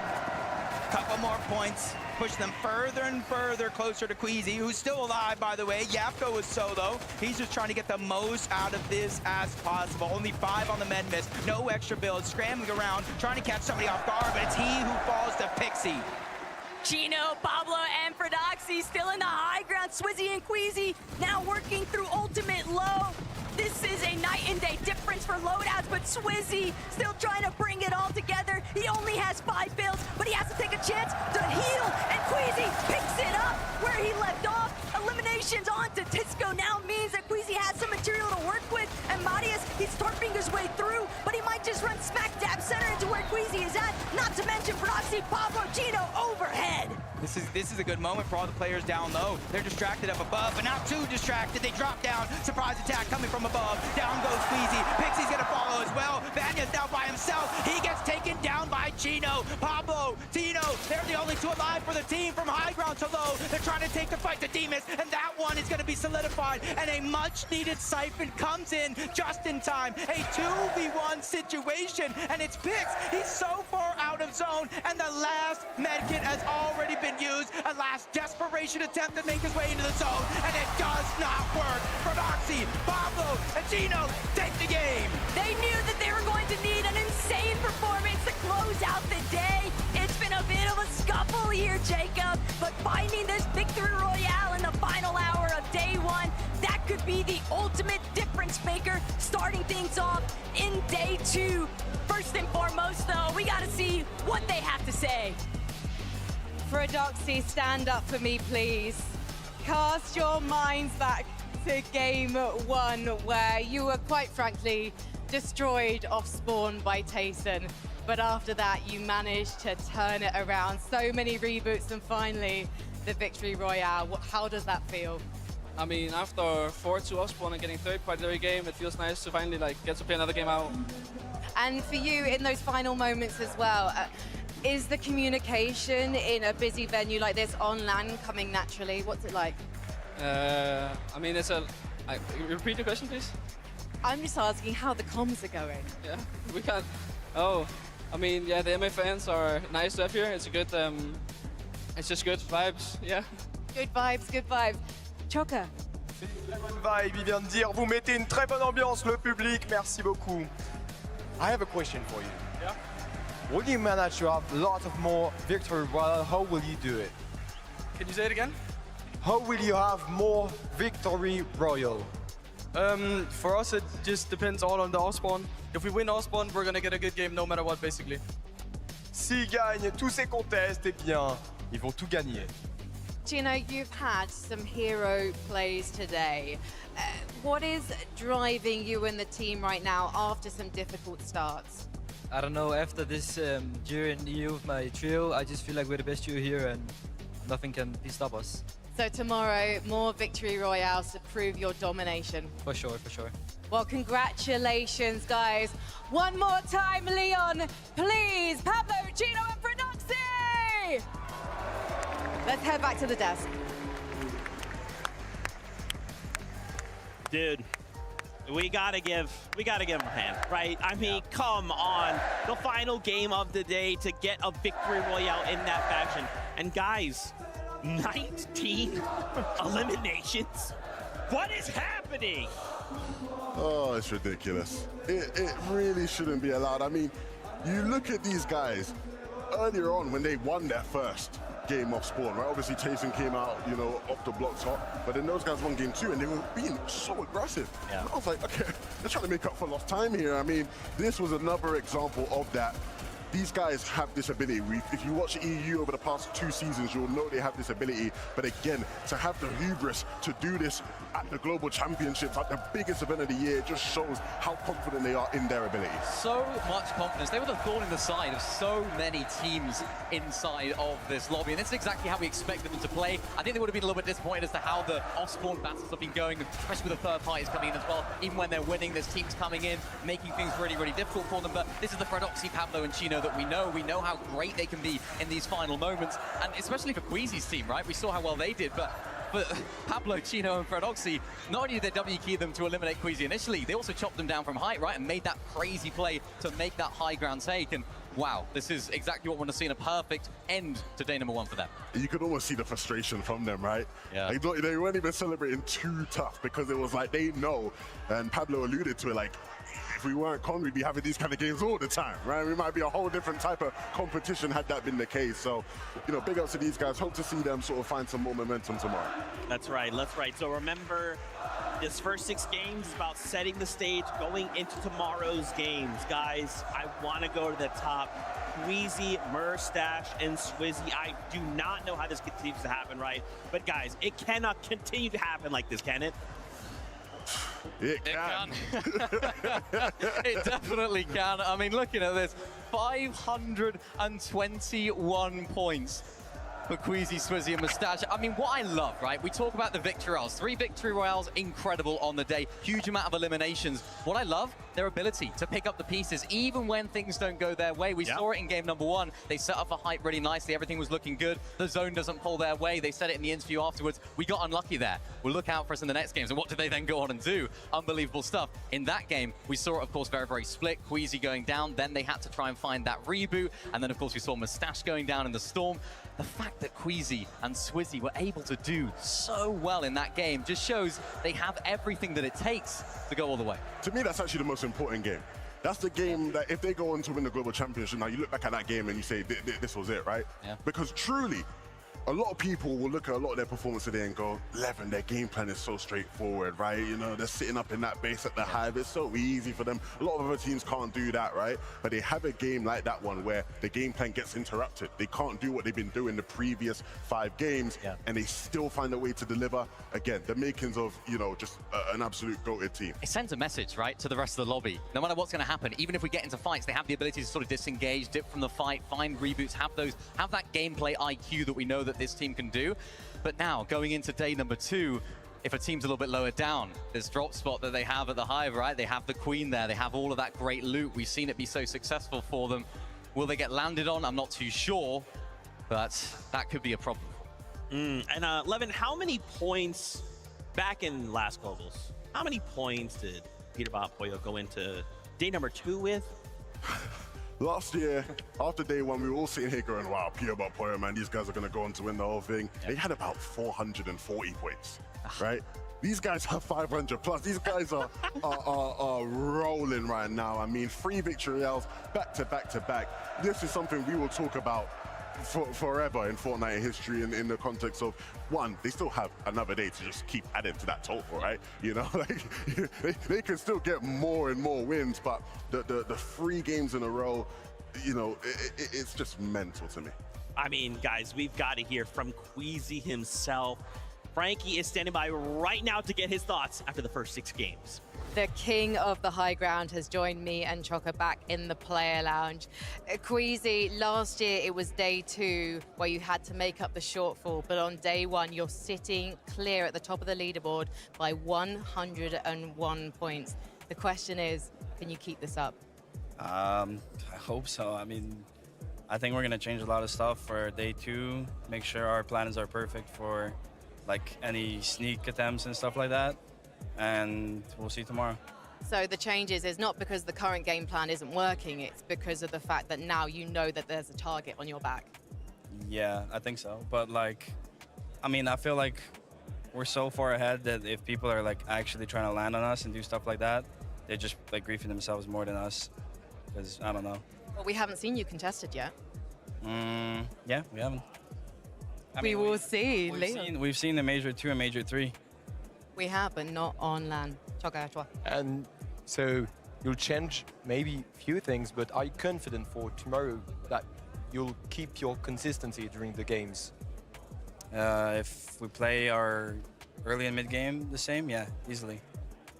All right, so for you, confidence is a key, or it's more training? I mean, it's all practice. Practice makes perfect. Looking at the lobby so far, who do you think is potentially going to be a threat, and who do you think could try and sneak attack you tomorrow? I don't know, half the lobby, but we'll see, I guess. I don't know. I guess going into it, I thought it was Vanya, but they're kind of like staying on low ground, so I think we're fine. Yeah, last year they were all about the high ground, but now they'll take what they can get, and they are coming up behind you, so we'll see tomorrow. Queasy, congratulations. Let's head back to the desk to close out day one. You know, one of my favorite things about Queasy is the fact that, like, even when you show up on the biggest stage that there is and you win 3 games back to back, you're still ice cold. You know, you're still just calm, cool, and collected. I feel like if that's me and I just put on that performance, I'm geeking, right? I'm freaking out. I'm excited. I'm trying to keep the emotions back, but I can't. But Queasy's like, hey, look, there's still 6 games tomorrow to go, Zeke. If I want to win this thing, I got to stay locked in. First things first, you'll find any reason to geek out, Zeke. We know that. Fair. But most importantly, job's not finished. Yeah. Job finished? I don't think so. He knows that. Queasy knows that better. Queasy knows that better than anyone, right? He's had to go to the last game of Global Championships multiple times, so he will be locked and loaded. I like Frankie's line of questioning, though, because this is something we have to start talking about now. Yeah. If these guys keep on leading the way, are people going to start looking at the Hive? Is anybody crazy enough to decide, hey, man, we got to try catch up to first place somehow. Let's just land on them. I mean, I don't want to speak into existence, but it's always a possibility. No, you can. Feel free. I mean, we'd love to see it, right, as a neutral viewer, but I think for them, knowing Queasy, they would have prepped for that outcome, that possibility, right? They would have prepped every single possibility in that current off-spawn situation. So I don't think that'll bring them nerves at all. I think, you know, Queasy spoke really well in that interview right there, and you need that from your IGL. I know you're saying like, oh, I'd be going crazy, right? But, you know, you need that sort of calm force in the team, that calming nature that Queasy have is going to be so crucial. And like you said, it's all about that experience that he's had, maybe not doing so good, and maybe getting ahead of himself after day number 1, that's now forming this sort of personality, if you like, after this. Yeah, I mean, hey, look, ultimately we might be looking at our next global champions, and I'm okay. Queasy, you can continue to be like that, be ice cold. Maybe we can finally get EU a title. I'm just kidding anyway. I'm Team EU, by the way, now. I've jumped ship. I'm on their side. They're not letting you on the ship no more, man. The ship sailed. The ship is long gone. Man overboard, and it's Zeke quite quickly. Well, Fortnite fam, that wraps up day number 1 on the Fortnite Global Championships. Tomorrow we return with 6 more games. After those 6 games, we will know who will walk away as global champions. Tomorrow we'll be back. We'll set the stage. We'll get some more games. And we'll wrap up with some incredible Fortnite action. With that being said, as always, until tomorrow, we love you, keep yourself safe, and we'll see you on that battle bus.